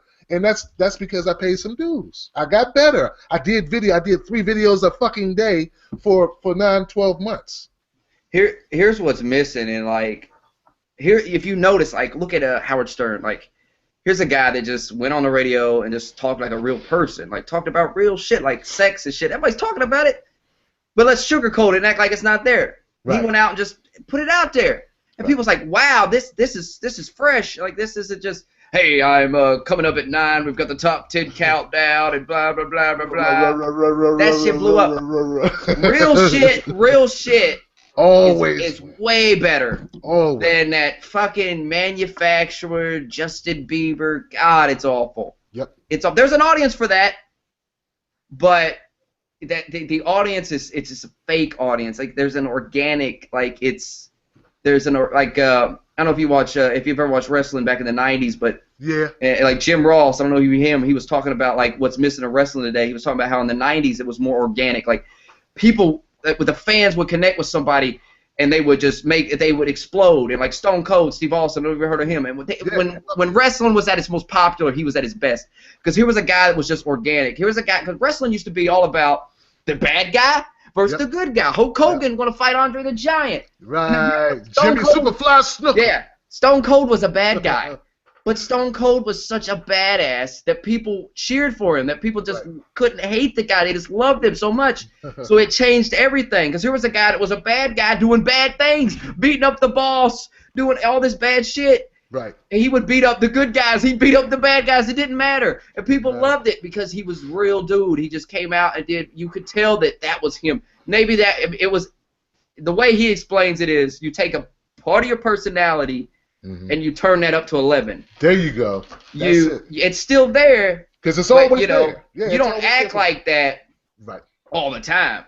But that part's there. And when you're going to entertain people, you take that part and you turn it up to 11. And that's what he did. He's out there drinking beers and going over. I mean, when he was big, wrestling people, 6, 7, 8 million people was watching wrestling every week. Now 3 million people watch it. Yep. Because it's dumbed down now. There's back then there wasn't writers. It was just, man, go out there and say shit, man. Go out there. I mean, if you listen to Stone Cold talk about, like, they would just go out there with a mic live in front of like 50,000 people and just talk, like, off the top of the head. There was no, maybe you thought of a couple things you wanted to say, that's what I do. When I do a video, I'll go, I'll say that, I'll talk about this. But, some of these dudes are like, let me write down a script. You could tell when you watch the video, it's like, he's fucking, today I would love to talk about, it's just like, dude, put the script down. But you're not a movie star. You're not Brad Pitt. That works for the movie. In fact, I did a 20-minute video, and I didn't write down shit. Those videos you seen, 20 minutes, 15 minutes, I didn't write that shit down. Now, I did a video today where I had to talk about sports shit, so I just wrote down, like, Patriots, Packers, Houston Texans, Ravens, Dallas, Redskins, and that's it. That's all I wrote. Just to trigger to remember, that's the topic I want to talk about. But, yeah, man, I mean, that's real shit. And people can sense, because then you'll say some funny shit off the cuff. You'll say some shit that real people are thinking about just because you're thinking about it too. Like nobody wants to say it though. Nobody wants to be the guy that says it. But you're the guy that says it. People are like, oh my god, I can't believe you said that. Because they're all thinking that shit. It's just like I did a video. I don't know what I was talking about something, and it was sexual related or porno related. I don't know what it was, but I mentioned something like how you see these pornos with, like, it's Rihanna. She looked like Rihanna, but it's not Rihanna. Right. And I said something, I was just talking about that, like, how it's like that. I don't remember what I said, but everybody's fucking thinking that. Nobody wants to say it. You got to be the guy that says that shit. It's just like Howard Stern. You got to be the guy that goes out there and says what everybody's thinking because people will listen to that. Yeah. Fake shit, I understand people think like a movie star, well, he's got a script. Okay, well, that guy reads that script over and over, and he memorizes it. And then he stands in front of a mirror, and he makes it sound like it's authentic. When you're watching that movie, it doesn't sound like he's reading off a piece of paper. Right. He has actually studied that script, and then he's changing things. He's like, you know what? It's not. I would never say that. My character's not gonna say that. Let me change it around a little bit. And those are the best actors, the guys that improv a little bit. He might come up with and he'll change that script around. But these guys that let me write all this down. They read. You can tell they're reading off the damn paper, and it's so bad when they put jokes in there. Like they wrote the joke down and then they're reading it. And it's terrible. Don't read off the paper. Don't put you don't see Brad Pitt in a movie with the paper in front of his head. It's not happening. Nope. Okay? Nope. You're not going to get anywhere. It's terrible. Anytime I pull it up, I can tell instantly when I see a video and somebody's reading, and I'm just, nope, fuck that. Fuck your teleprompter shit. Fuck, no. People focus too much on trying to be perfect. Don't be perfect. Right. Just be real. Fuck it. Nobody's perfect. And just accept that. Whatever you look like, however you sound, whatever the fuck, just throw it out there, man. Get a good. If you want to be perfect, your camera should look perfect. Your quality should be good. Too much shit. Yeah. That's kind of one of the problems that I have. Why I don't pump out so much more content than I should. Because my first videos and look at them. They're terrible. I think I have an interesting viewpoint that a lot of people, there's things, I'm kind of like what Smokey was saying. I'm sitting there and I'm thinking things, and I'm like, why is there no one saying this? Why is there no one addressing this? So, I feel that, I can add something, to, this so-called YouTube community. But the type of person I am, I'm a more cerebral person. So whenever I'm not very good on camera. So a lot of times I kind of stumble over my words. Why do you say that though? Why do you say, I mean, I don't want to put you on the spot too much, but I don't feel that way. I mean, what are you? I mean, when you say you're not good on camera, based on what? I mean, I don't feel that way. I feel like that I have a lack of fluidity or whichever. So it kind of. But the beauty of it is you're recording it, and you can rewatch it back. And if you go, you know what? Sometimes I'll make a video and I go, eh. Yeah. But then I'll upload it anyway. And you know what? The fucking weird thing is, when I upload those videos, there'll be people in the comments go, this shit is great. It's amazing. Because sometimes I'll say some shit. I go, I shouldn't have said that. Fuck it, I'm putting it up anyway. I shouldn't have said that. I shouldn't have made that joke. Maybe I went too far. I did a video on this like 40-year-old woman. And she was banging like the 14 or 15 or 13-year-old son of a boyfriend, right? And I did a video. And I made it. And in the video, I'm like, you know what? On one hand, this bitch is sick. She is sick. And I would never, I put myself in the perspective of her, and I go, what the fuck was she thinking, right? From her perspective, she's sick bitch. Right. Then I put myself in the shoes of the 13-year-old boy. And I remember being a 13-year-old boy. Right. And I go, you know what? And in the article, the 13-year-old boy told the police that he liked it and that he actually initiated it. Wow. So in that video, I'm like, you know what? I can't really, I mean, it is fucked up. This woman's fucked up. Yes, she should go to jail. Yes. But is this boy a victim here? This boy says he liked it, says he told the cops he liked it. How can I call him a victim when he says he liked it? And I made that video and I said, man, that's going to come off the wrong way. I mean, it's going to come off like a pedophile or something. And that's not the way I'm trying to come off. Right. I was so worried about putting that video up. I was like, man, come on, I can't put that video. And then I said, you know what? Fuck. It was a great video, I thought. Because it was real. It's what everybody's fucking thinking. Because I know all the men out there are thinking the same thing. They've all been. When I was 13, if the hot teacher would have tried to fuck me, I would not have turned it down, and I would not have felt like I was being abused. All I wanted to do was fuck when I was 13. I mean, you start you're horny as hell, and it's all you want. So I put myself in that position, and I made that video, and I didn't get nobody said anything. People was like, man, you're 100% right. So just do the video, put it out there, fuck it. Yeah, fuck it. You know, if you know you're not a sick freak, you're not fucking little kids, you're not a pedophile. Who gives a fuck? Right. Who cares? I ain't fucking no little kids. I'm not doing nothing. I would never fuck a 13-year-old girl. Never even cross my fucking mind. She's a sick bitch, no doubt. Right. But you have to put yourself in both positions. You have to put yourself in that 13-year-old boy's position, especially when you read the article and he's telling the cops, hey, man, hey, I love this shit. And it went on for a year. I mean, it's not abuse when you're when you're going to the hotel with her. When these fucking 16, 15-year-olds that are getting on their bikes or in their car, they're going over to their apartment. Like, if it's abuse, the first time it might be abuse. When you go back for more, you ain't a victim. I'm sorry, you're not a victim. And it is different for girls. There's a double standard, and you just have to accept that. People are going to think it's sicker when it's a guy doing it to a girl because guys remember being guys. You know, they remember being that young 15-year-old and with the hot teacher. And God, I wish if she shut all the doors right now and sit everybody up. My God. And that's a problem with a lot of parents. That's a problem. They don't remember being 15.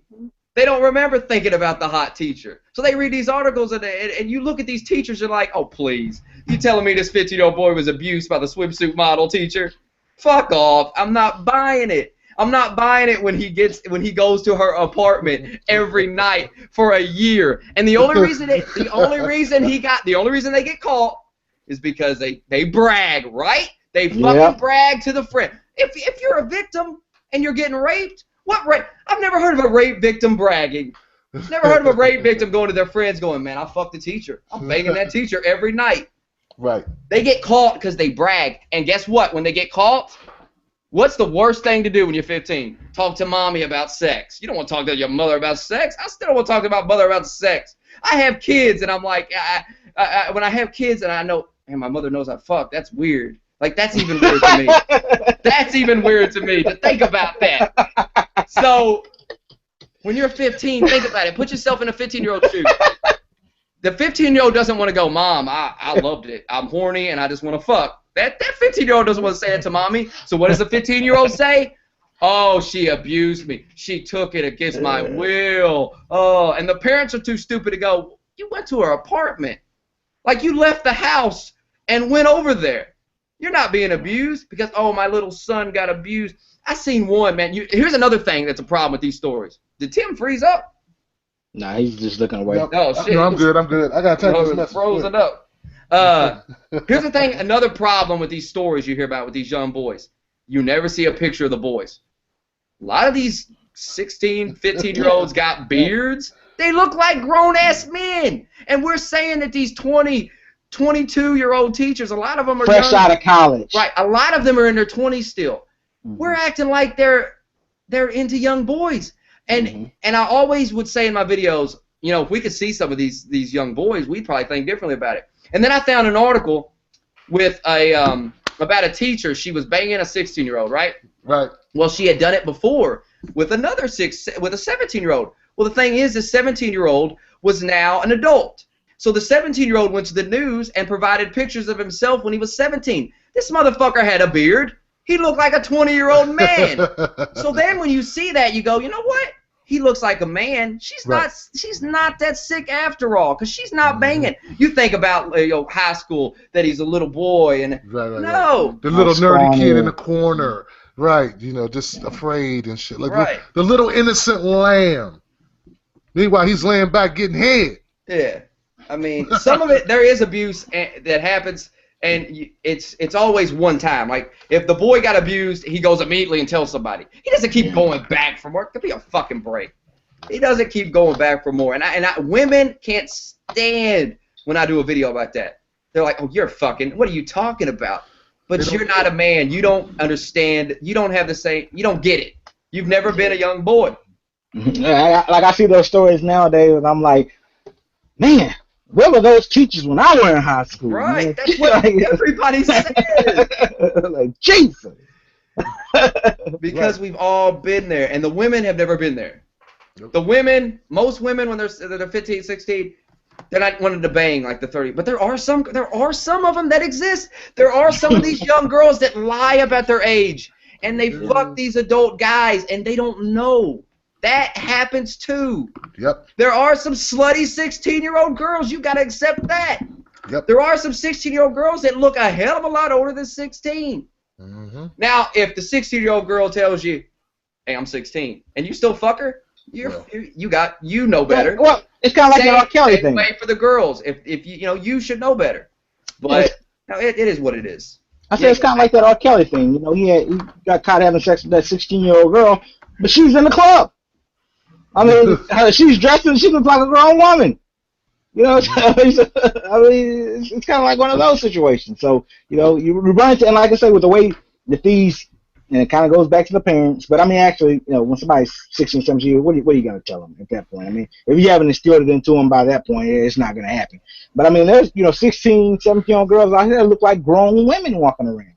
So, what are you going to do? You're coming out of a bar late at night or something like that. No, I'm not talking about myself. But, these guys that are, drunk or something like that, walk out of a bar, or you at a party or something like that. And she looks like she's 23, 24. What are you going to do? Oh, well, let me check your driver's license, make sure that you're right. all that you say you are, so I don't, want to get how many guys are doing that? Yeah, exactly. Most guys look at them and go, well, she look old enough. I mean, she look old. What guys are doing now, I think, is they're putting that shit on camera. How old are you again? Right. Do one of these and get that shit on camera. Well, says she was 18. I mean, if she says she's 16 and you still go through with it, you should know fucking better. But I mean, that's not always happening. There's a lot of girls lying about their age. Oh. And it's got to separate. I mean, if you want to stop the teachers banging the students, then maybe stop hiring 22-year-old hot teachers. Because 22 and 17 ain't that far apart. Nope. That's the difference between almost the difference between a senior in college and a freshman in college. You know? Yeah. But let me tell you, it's a lot of seniors banging freshmen in college. Yep. Believe it. Hell yeah. I mean, I don't know, man. I guess it's just society, man, and people being stuck in some illogical type idea that they got from someone else about how shit's supposed to be. And reality is, people intermingle. People do shit. I mean, unless, like I say, unless it's a huge age disparity, I don't see the problem with it.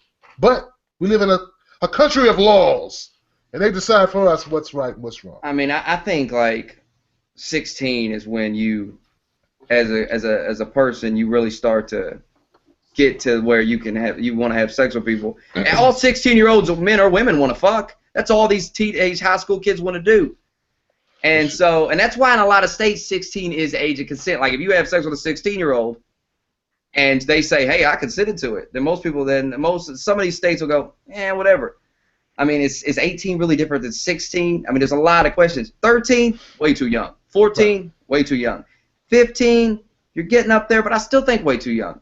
16, and then there's another thing where we don't want them to have sex. And I don't think a 6-year-old should be banging a 40-year-old. I'm not saying that. But I see shit in the news now where it's like the 18-year-old's banging the 6-year-old, and they put the 18-year-old in jail. What the fuck are we doing? These laws are not in place for this. We want these laws for these sick pedos. That's what the pedo laws are for. And you're using them for 18-year-olds banging 16-year-olds? What are you doing? That's a 3-year age difference. The 18-year-old is still a teenager. Right. Stop it. There has to be something done with these laws. When my son turned 15, and that was just early, in 2012. Well, not 2012, 2013. Yeah, 2013, he turned in February. He turned 15. We had to talk. We'd already been talking, but we had that talk. I bought him a box of condoms, man, a big box. Fuck that. He's 15, man. You know what I'm saying? He was proud. He felt like I was the coolest dad in the world. It's not just about me being cool. It's about me trying to protect you. Right. You know what I mean? Because the reality is, I didn't know if I asked him, was this, you know what? It was an incident with a girl he told me about. That's what brought it on. And I'd say, you know what? Hey, he might be getting sexually active with this girl. You know what I mean? And, hey, I don't want, when you're a kid, they get nervous about buying contraception. They get nervous about buying condoms or whatever. So let's take that out the equation. But you these got that parents, stigma on it. People look down on. That's I remember being.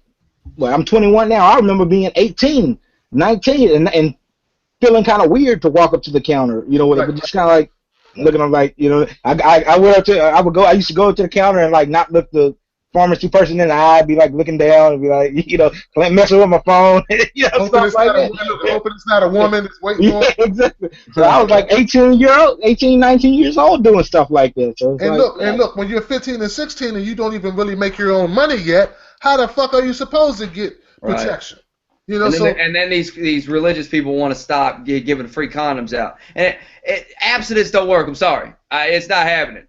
Okay? Teenagers are having sex. Yep. And you might as well buy them condoms. And it's getting younger and younger. And the reason it's getting younger and younger is because of this this booty short. I seen a 6-year-old girl the other day at a fucking dollar store in goddamn booty shorts. I couldn't fucking believe booty shorts and one of them little spaghetti tops.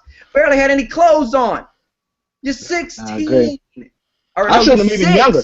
I've seen them, 16, 6. That's what I was about to say. I've seen them even younger. I mean, like little bitty kids. 6. I'm like, what? But here's the bad thing about it. You'll see them, and they'll be with their parents, walking right alongside of them. Like, what? Mm-hmm. This day and age, man. People these day and age. And then they wonder why, when she gets 13, she's getting pregnant, because little boys see that, and, they just ain't thinking of it. You got to accept reality, like teenagers having sex. You got to accept that when a guy starts ejaculating, which is around 13, that he's going to want to fuck somebody. Right. And I don't think 13-year-olds should be having sex, but you have to live in reality, not in your fake fantasy world. Right. Well, I think it's more so the problem of, I think the problems aren't the parents. I think it's the laws. The laws giving them the ability to do this. The laws give them the ability to, whenever that 14, 15, 16-year-old girl, is having sex, to go say, this is preposterous. This 19-year-old kid's having sex with my 17-year-old daughter. When the laws puts a foot in their behind and say no, she has enough common sense to realize what she wants to do and what she doesn't want to do. And that'll kill that stuff. But it's the laws that are giving them the opportunity, because what's the parent going to do? They don't want the next door neighbor thinking that I'm not a good parent, even if they are bad parents. They don't want them thinking, that I'm a bad parent. So that's where that all stems from, is the law. It has to be the law to lay in and say, no, we're not going to allow you to be able to make these big scenes about, this 19-year-old guy doing your 17-year-old daughter. No, there's some accountability there. And that's how you stop that nonsense. Because the parents always going to say, they're always going to take it to the extreme, because they don't want, Susie from next door looking over and giving them that eye every time they see him going to the car in the morning. Such and such is a bad parent. They just don't want, even if they are bad parents, which I'd probably say with the stuff we see in the news and things going on, probably about 70, 60, 70, 80% of these parents are bad parents, man. Right. They're bad parents. Horrible. I think I got a solution to 13. I got a solution to teen pregnancy. You take Scared Straight program. It works. I think a lot of kids, troubled kids, they go to jail and they see that shit and they're like, fuck that. Okay, cool, that works. So let's take these young girls down to the labor room, because I've been in there and it ain't fun.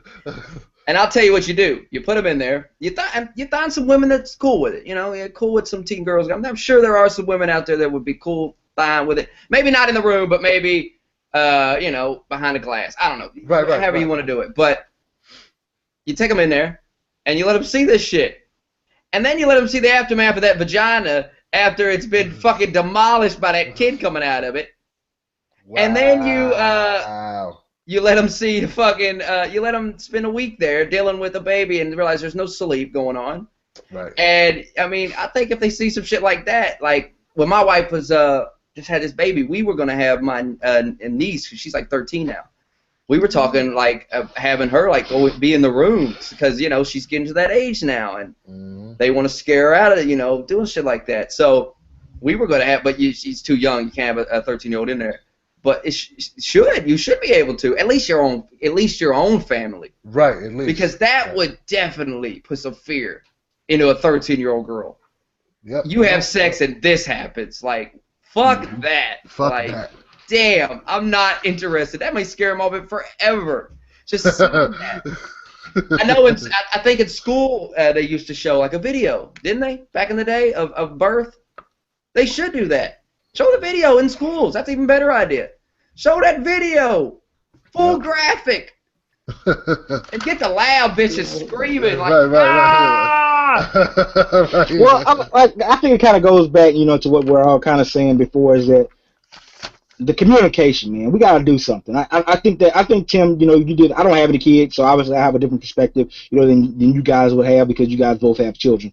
But I think that's the right thing to do. I mean, you got to be able to talk to your kids about things like this. I remember when my brother, he was probably like 17, maybe 16. I remember, and it was strange to me at the time. But one time, my mom came home, and she had this. My mom's a nurse, an RN. And she came home with this huge bag full of condoms. I mean, when I'm talking big, I'm talking big, man. I'm talking big, one of those big brown bags, like the ones you put, like guys walk around with 40s in or alcohol beverages in, full of them, man, to the top. And I was looking at her, I was like, what? No. Right. It took me to get a little older to realize is that she had common sense to realize that he's 16. Looking out for you. He's 16 years old. He's playing football. He's one of the popular guys at school. He's a guy. Something's probably gonna happen. How about we not? They're gonna do what they're gonna do regardless. Let him feel comfortable enough, and so I know that he's not gonna either get himself. What's more important is a lot of people have it mixed up. It's not so much about bringing a kid into this world. You need to think about your health and your safety. That's what's more important. You go out here. There ain't no telling what kind of things you sticking. Allowing things to happen to you. You don't know what kind of diseases are out there out and about. So you got to be, as parents, you got to make that decision to say, well, would I rather my kid do it anyway and have some type of disease or bring home some type of child or something like that, or just face the fact that yeah, they're probably gonna go ahead and do it. So maybe I should supply them with some of the necessary things that they tools that they need to make responsible decisions. And I that's what it think boils down to. like what I'm gonna do with my daughters is they're not going like there's not gonna be no parties at 13, 14. They don't need. That's a big part of the problem. Letting these young girls and I mean, it's one thing to let the boys out. It's another thing to let the girls out. Like the boys are gonna run around because and it's kind of okay because the boys are a little bit tougher. It's gonna be a little harder to rape a guy that's gonna be able to rape these girls. That's why you hear about these girls getting raped and because they just let them run wild. They just go out and fuck that. These my girls ain't going out and they're not. There's no parties. There's no bullshit. Fuck that. Now 16 maybe I'll be a little bit more lenient, but 13, 14, are you out of your mind? And here's another thing, like with the condom thing. You could teach them all day, like you do not want to have sex. It's terrible. I mean, it's good, but the aftermath is going to be bad if you fuck up and you have a kid or get a disease. This is terrible. Fuck, don't do it. And until it happens. They could listen to you and be like, you're 100% right. But when it's in the heat of the moment, when them hormones are raging, all that shit goes out the window. I got 3 kids I know. You'll be like, I ain't gonna get pregnant no more. Then we're gonna be and then it's like, oh fuck no, just hell with it all right now, hell with it all right now, and then you have a fucking kid. Yep, that's reality. That's what happens. So you gotta just say, man, if you're gonna do it, just at least put this on. Jesus Christ, just trust me.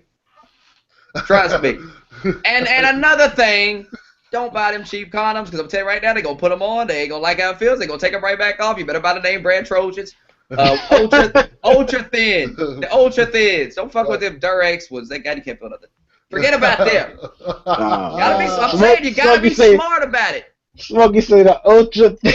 You got to be smart about it. Am I right, though? You're going to put that condom. 16-year-old boy putting that condom on. I can't feel nothing through this. I can't feel nothing. Son of a bitch!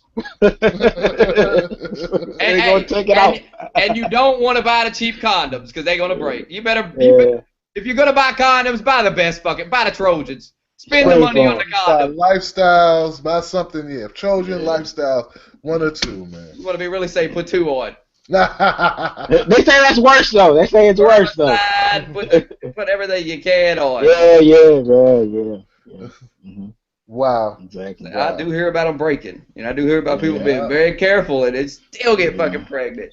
Yeah. Even if you get my wife's gonna get her tubes tied, there's still a 10% chance she can get pregnant. A 10% chance that shit won't even work. 10%. That's what they told her. Damn. So spermy can swim, baby. Them tubes tied. That's one of the like my mom's had her tubes tied for a long time, but even she can still get pregnant with the tubes tied. Like, damn. You gotta be careful. And some of the birth controls, like the new stuff, is bad. Like hear about fucking other dudes. Side effects. You mean the side effects? Yeah, the side effects. Damage. I don't want the vagina damage. I don't want no like. Why? If you ever fucked a girl with like a what is it called? IUD or something. You feel that shit in there. Yep. It scrapes a little bit sometimes. I don't want that. That sounds horrible. Right. I'm not interested in being scraped. in the one spot I never want to be scraped. Ever. Exactly. I don't want no scraping going on there. No scraping. Keep the scraper away. Yeah, somebody in the comments said there's an invention that puts like a razor. Like they have things for rape and stuff. You put like something in your vagina and you stick your dick in and there's like spikes on it and it latches onto your dick for rapists.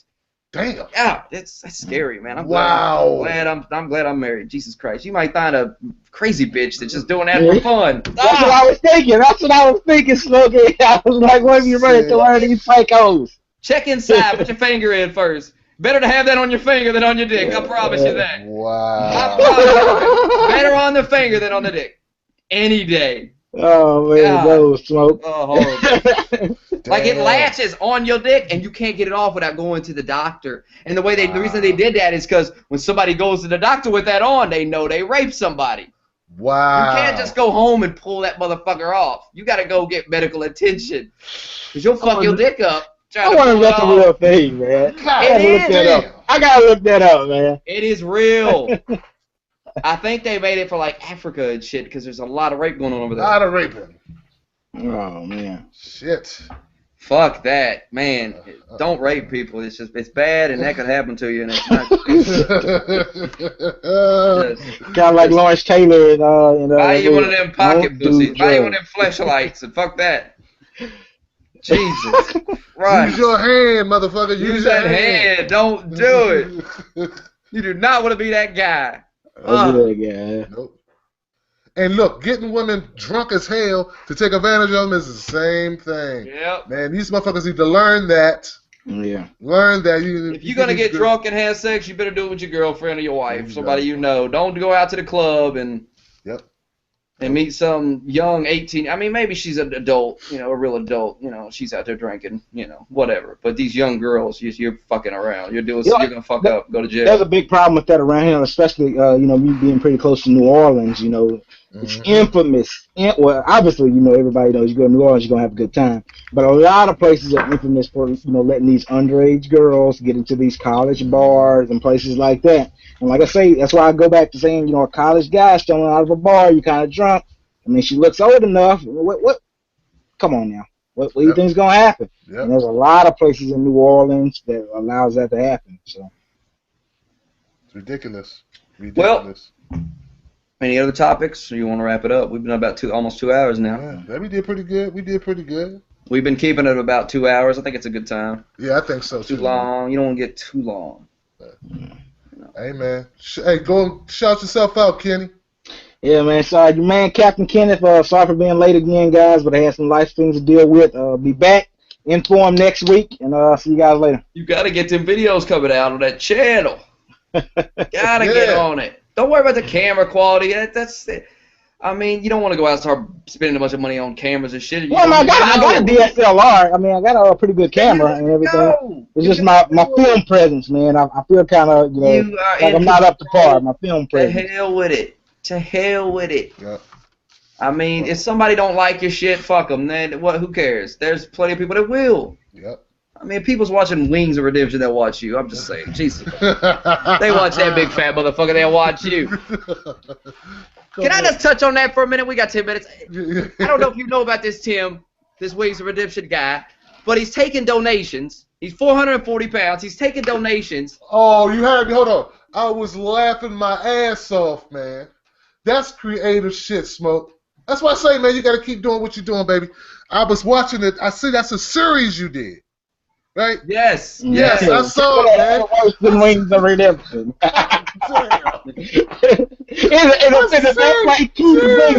He keeps bringing them. Don't stop.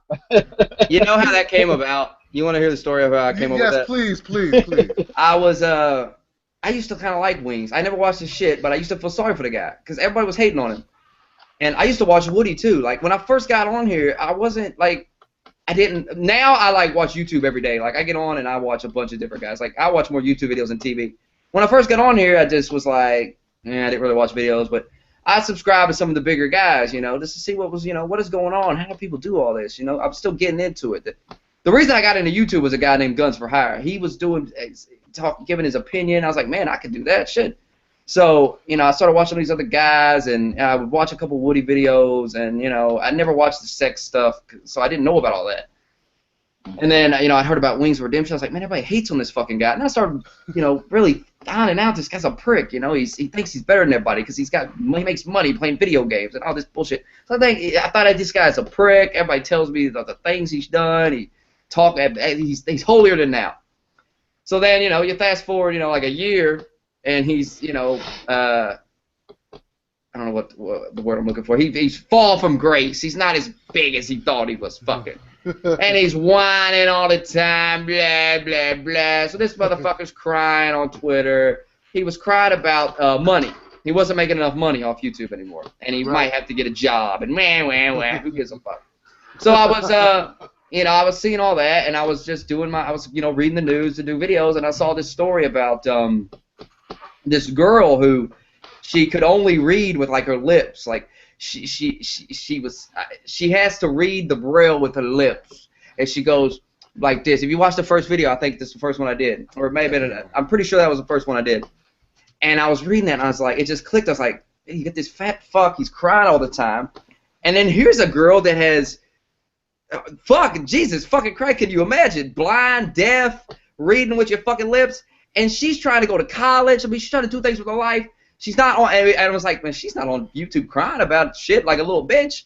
So I was like, man, I should do a video where I point out these people that really got real problems, and then I take it back to how this guy has no problems because everybody's feeling sorry for him because he's fat. Which, by the way, being fat is a goddamn choice. It's not you chose to eat. I don't have no sympathy for fat people.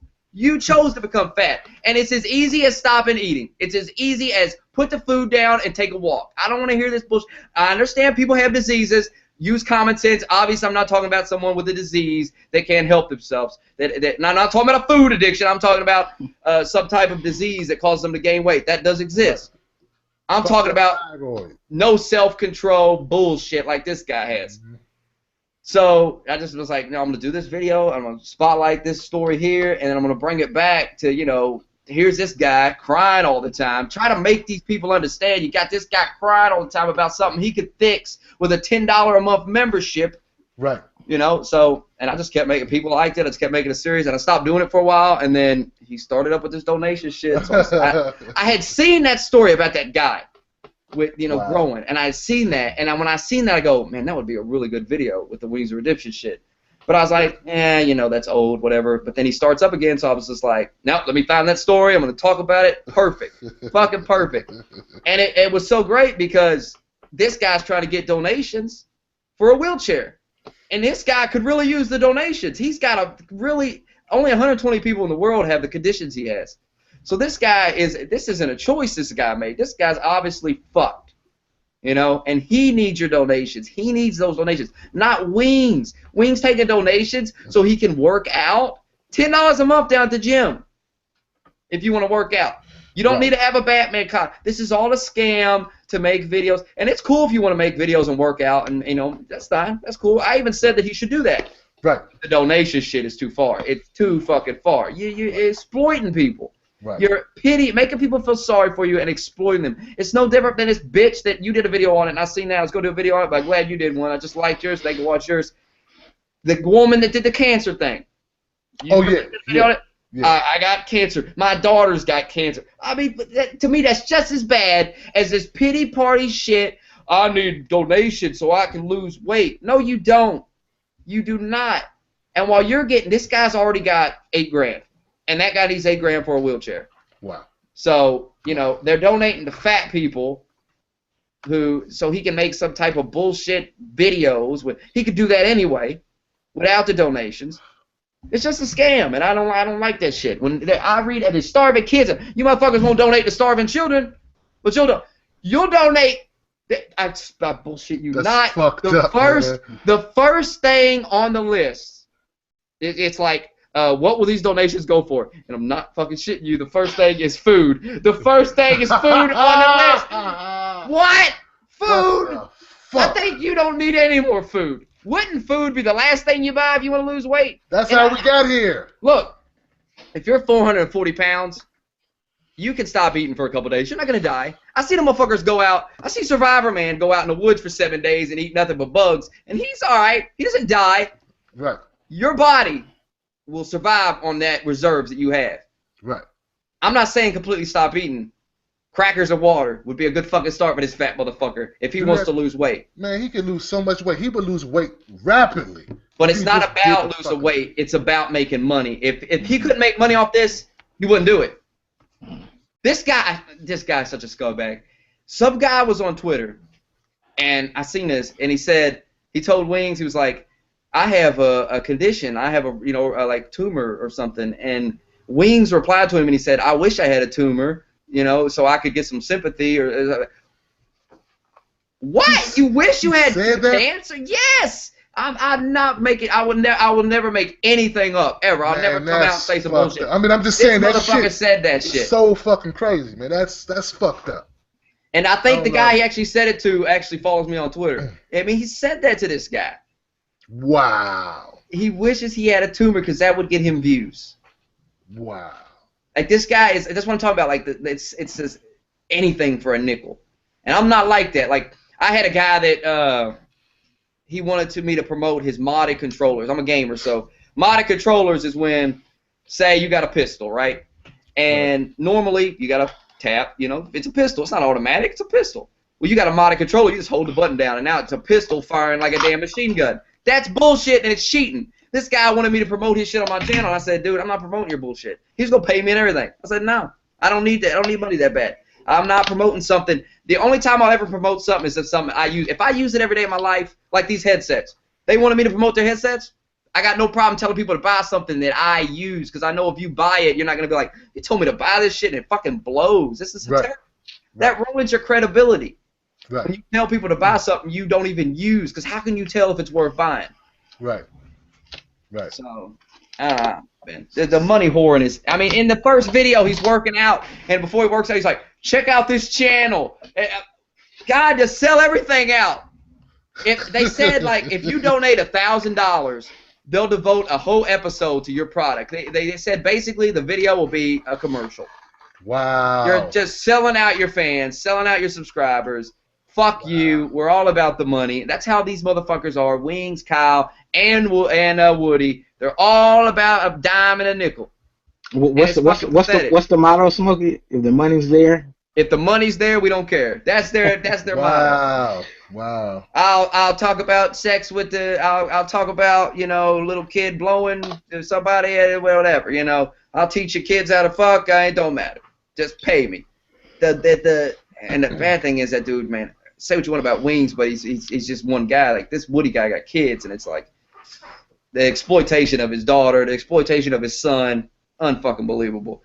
And he's gonna get his in the end. I mean, his channel's already dying. I mean, that shit's people are catching on to bullshit like that. Fuck them. I can't stand all of them. Unbelievable. No moral compass, no integrity. Nope, no integrity. Just anything for a damn penny. Anything for some money. I mean, it's enough you get the ads on your videos. That's enough for me. That's enough for me. Mm-hmm. I don't really want to before the video be like, hey guys, before I do this video, check out the. It's just fuck. If it's something I really like I said, if it's like this, I'll be like, hey guys, before I do this video, check out these headsets. I actually do use them. These are good headsets, and they are paying me to say this, but I would say it anyway because they're good headsets. Right. But I'm not fucking just your shitty channel that you want me to fuck off. I'll pay you to promote. I think I've even had somebody say, hey, what do I gotta pay you if you shout me out? Fuck you. I'm not. Who are you? I don't want to shout out shit. People think Tim paid me to shout him out. Tim, did you pay me? Hell no. Tim did not pay me to shout him out. Who the fuck thinks that? In the comments of that video that I did, somebody said, how much did Tim pay you for this video? Tim did not pay me to make that video. I just made it. Tim didn't even ask me to make the video. There was one guy that remember he made that video trying to get me to get Call of Duty on the 5th, and he was like, I've seen one guy in the comments. He was like, you're talking about Wings of Redemption, and you're sitting there begging us to give this guy's views on his channel and get him followers on Twitter. So it's like, dude, I got one video on my channel, bro. What are you talking about, bro? Man, you can't please everybody. It's always gonna be some fuckhead who wants to complain. It's in the comments. That doesn't even make sense. I'm not asking for your money. I'm asking for you to click a fucking link, you dumb motherfucker. Whoever said that's a dumb motherfucker. Whoever you are, and you're probably listening to this right now, unsub, you fucking faggot. Unsub for me, please, because you're stupid. I don't want you on my channel no more. Yep. Tell it. I mean, it don't cost nothing. I'm not asking for you to donate to Kenneth's fund so he can run on a treadmill. Right. It was a joke. Yeah, and even if they do subscribe to you, if they don't like you, they just unsubscribe. So it doesn't fucking matter. I mean, you gotta be good at this shit. You gotta be good at whatever you do, or people leave.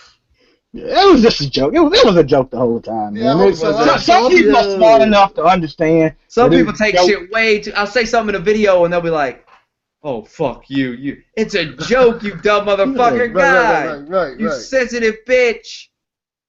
I did something. That Battlefield video I did with the shitty graphics. That's a real clip. I'm not making that up. But the dudes in the comments freaking out. I'm like, dude, it's a joke. You are so fucking. You're crying over a game. God help you if we start talking about religion or anything else. You wouldn't be able to take it. You'd kill me. Right. A fucking game. Don't get all sensitive over games. Just have it. I was on this morning talking about games. This guy kept calling me a bigot over games. I don't know what the fuck that has to do with anything. And he called me a dumbass. I'm like, and I wasn't even being like, I wasn't saying anything to him like that. But he just kept like getting personal and getting upset. I didn't think the Connect was worth a damn. The Connect's not worth a damn. Oh, you're a fucking dumbass. You fucking dumb redneck. You redneck. Like,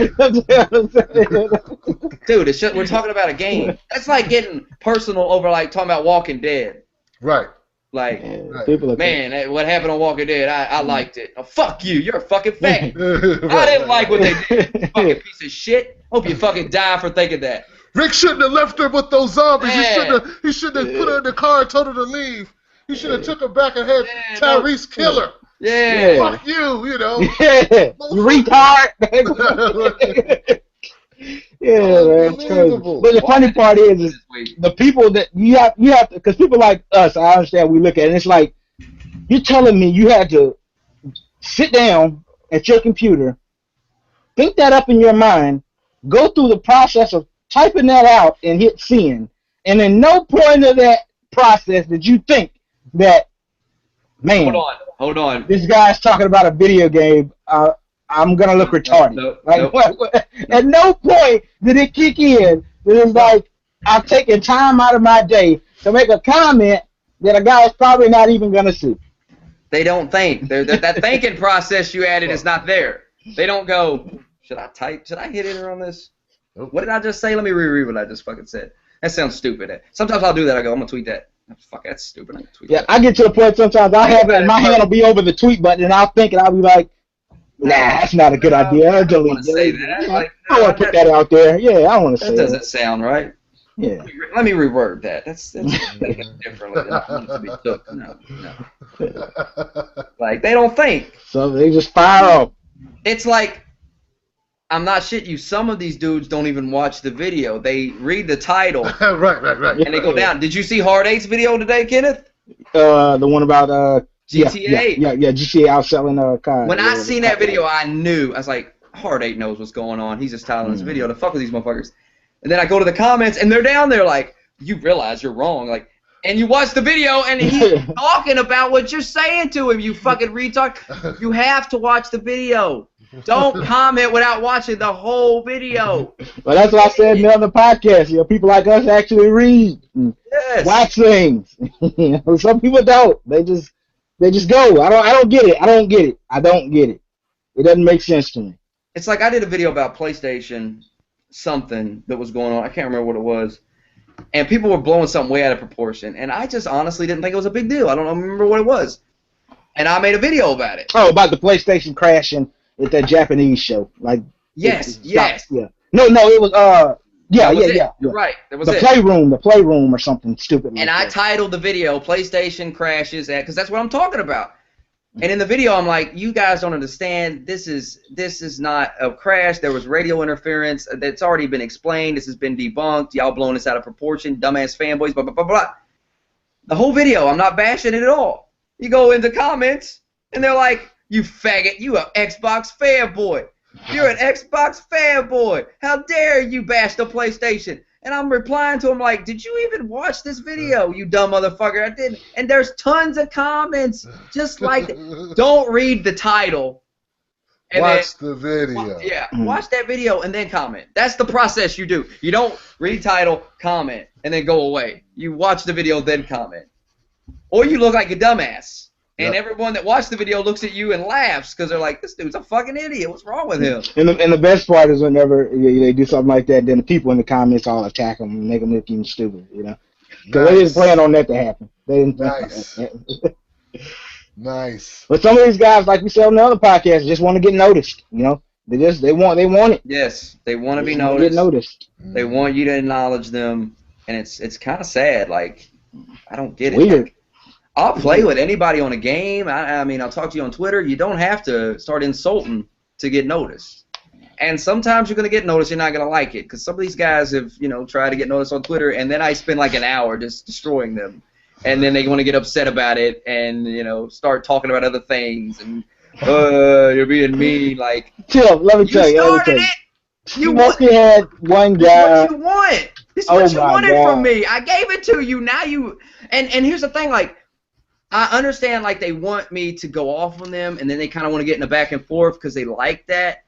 Right. But when I start going off on them, they just don't. They don't back. They don't come back. Like, they just stop. Like, that's what you wanted. I've even had some guys like go, I wanted you to get. I wanted to have like a back and forth with you. Just, you know, nothing personal. Just wanted a back and forth, man. You know, no big deal. Okay, well, I went off on you now. You're running away. I'm sorry. I'm too harsh. Sorry. That's how I am. I'm gonna tell you the truth about yourself. What I really think about you. What I really honestly think about you.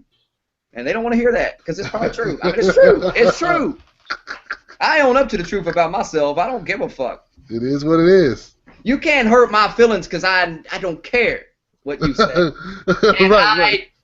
I accept things. Like, I just accept what it is. I don't give a fuck. Right. Motherfuckers be like, man, you on Twitter all the time. So? I don't give a fuck.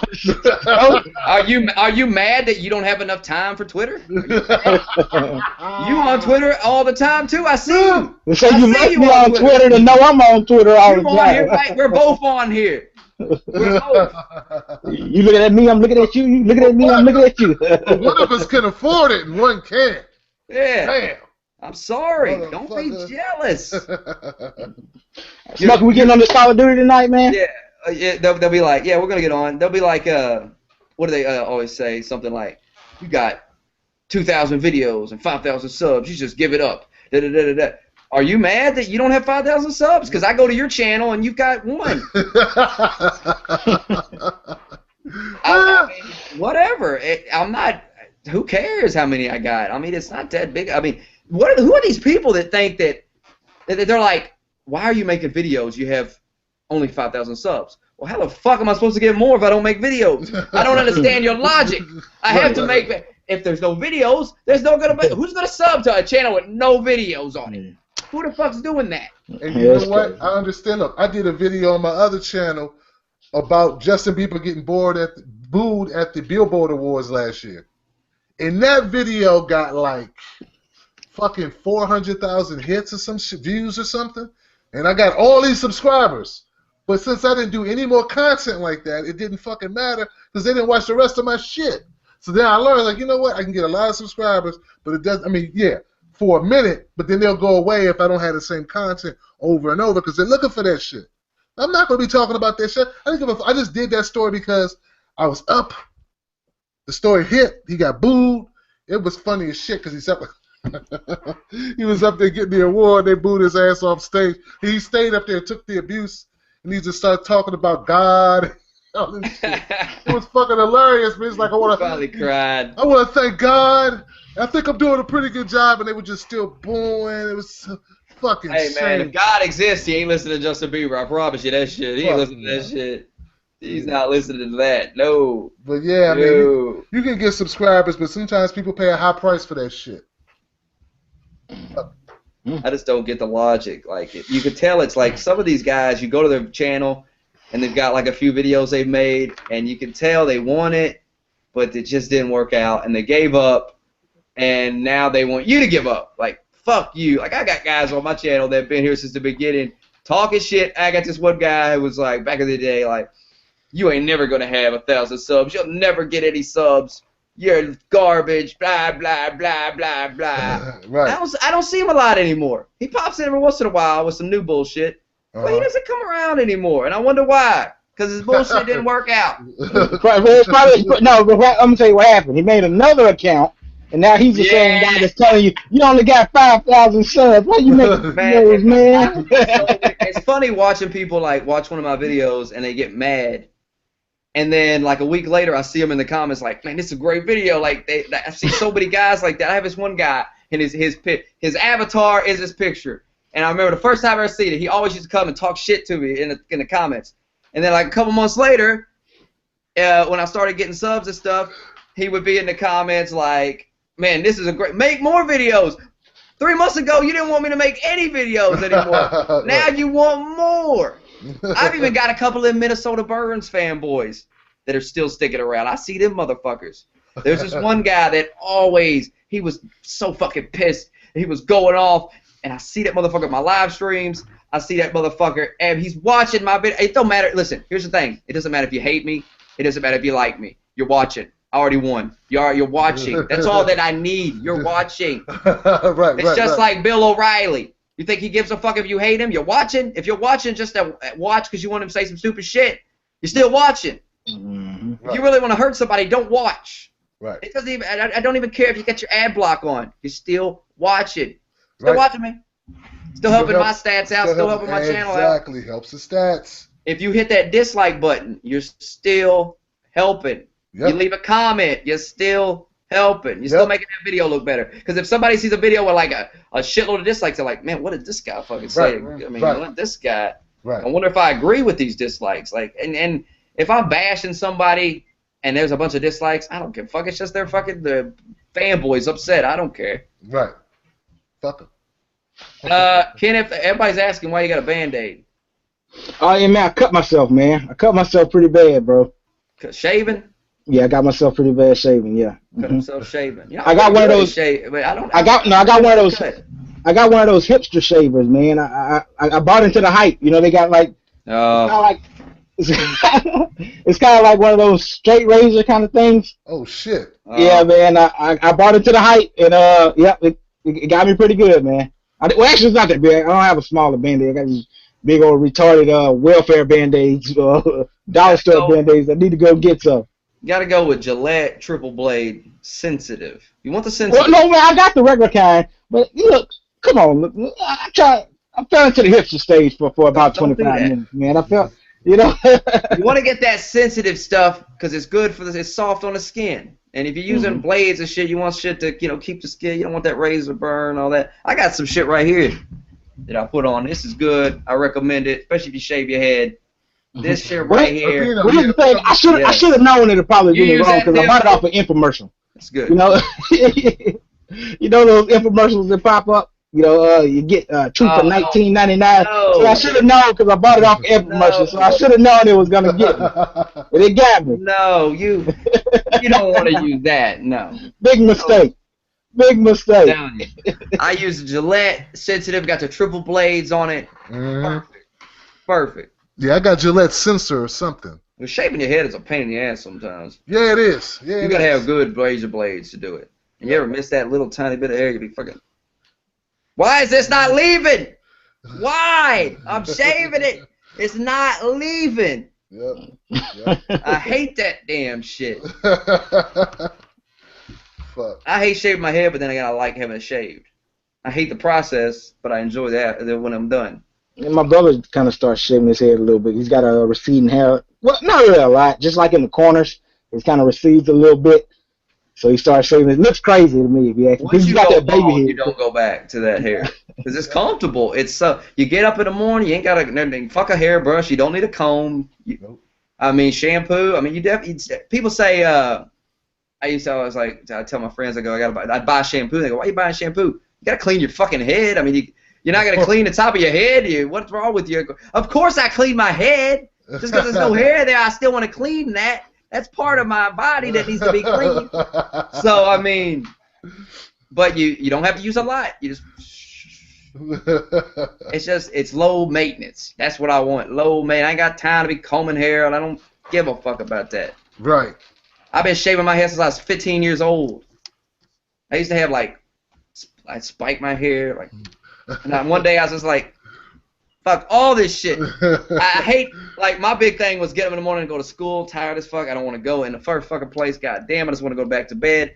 Oh, now I got to go in here and comb this fucking hair. Right. You know what? I'm going to just shave this shit off. So when I get up in the morning, that allows me to stay in bed longer because there's less shit I got to do in the morning now. I can stay in bed longer now. So I'm telling you, once you shave your head, you ain't going back. You ain't going back, man. It's comfortable. It's cool, too. And it feels good on that pillow, that cool pillow. Yeah, it is. Hey, guys, I'm out of here, man. I got to get something to eat. All right, yeah, I got to eat, too. I will be streaming. I got to do a couple videos. And stay away from those infomercial straight razors. They will cut you, and it will be ugly. I'm telling you. Stay away. You'll be fucked up with a big cut, big Band-Aid on the side. Yeah, you be looking like me, man. Looking like one guy said I look like Nelly, huh? Fucking Nelly. Oh man. Shit. I should have known. I should have known. A broke ass Nelly with that. A broke Nelly. Broke ass Nelly that had to go to the dollar store to get the Band-Aid. Yeah, well, like I said, my mom's a nurse, so she works at a hospital. So the hospitals, they have the most cheap little piece of crap that you could get. So I said, like, man, I cut my face kind of bad with a razor. So she's like, all right, she bought me these big, thick retard Band-Aids, man. So it's like, yeah, I'm gonna have to go to the store, man. I was at school today. Luckily, it's fall break, so I got a few days before I go back. But yeah, man. All right, well, say whatever you want to promote, your channels, all that. Fuck. Hey, Smokey's gonna put my link in the description. Yeah, Tim forgot what his channel was. Tim's Take Live. Hey man, add me on Facebook too at Tim's Take. I got a Facebook page you guys should check out. Facebook, Twitter, all that. I'll put all that below. Yeah, Twitter, all that shit. Twitter, all that below. At Tim. Gotta follow these guys. Yeah. Especially Kenneth. Kenneth's always going off on that Twiter. I know Tim does tweet, but Kenneth's always going off. Tim gives you some good tweets, man. I wasn't. I thought I was subscribed to Tim, but I wasn't. Do you schedule those tweets, or you just tweet that out? Who, me? Yeah. I schedule a lot of my shit. Yeah, I feel like it's scheduled. Yeah. So when I'm on the streak, I'll just say, okay, let me space this shit. You know? Y'all need to sub to Tim, so Tim got more time to do videos, because I need more Tim videos. Mm-hmm. I watch that shit every day. We need a guy telling Tim, why you making videos? You only got 6,000 subscribers. Yeah, right. We need one of those guys. Right. It can be you. It can be you today. I need him to be able to quit his job so he can do more videos so I can watch it. No doubt. Get it done. Yeah, you already know, Smokey. I wish I could do it, man. But hey, it is what it is. Man, if I wasn't in the situation I was in, I couldn't do it either. If I had to work, no way. There's just no time. You get like one video a day, and I'd be tired as fuck. Talk about, whatever. I'm going to bed. I have to go to work. Fuck you and your news. I ain't reading this shit. I gotta go to this job. Listen to this dumb motherfucker boss. Fuck that. Fuck your videos. Anyway, check them out on Twitter. I'll put it in below. I will be streaming shortly, and I got some videos to do, so that's coming. All right, fellas.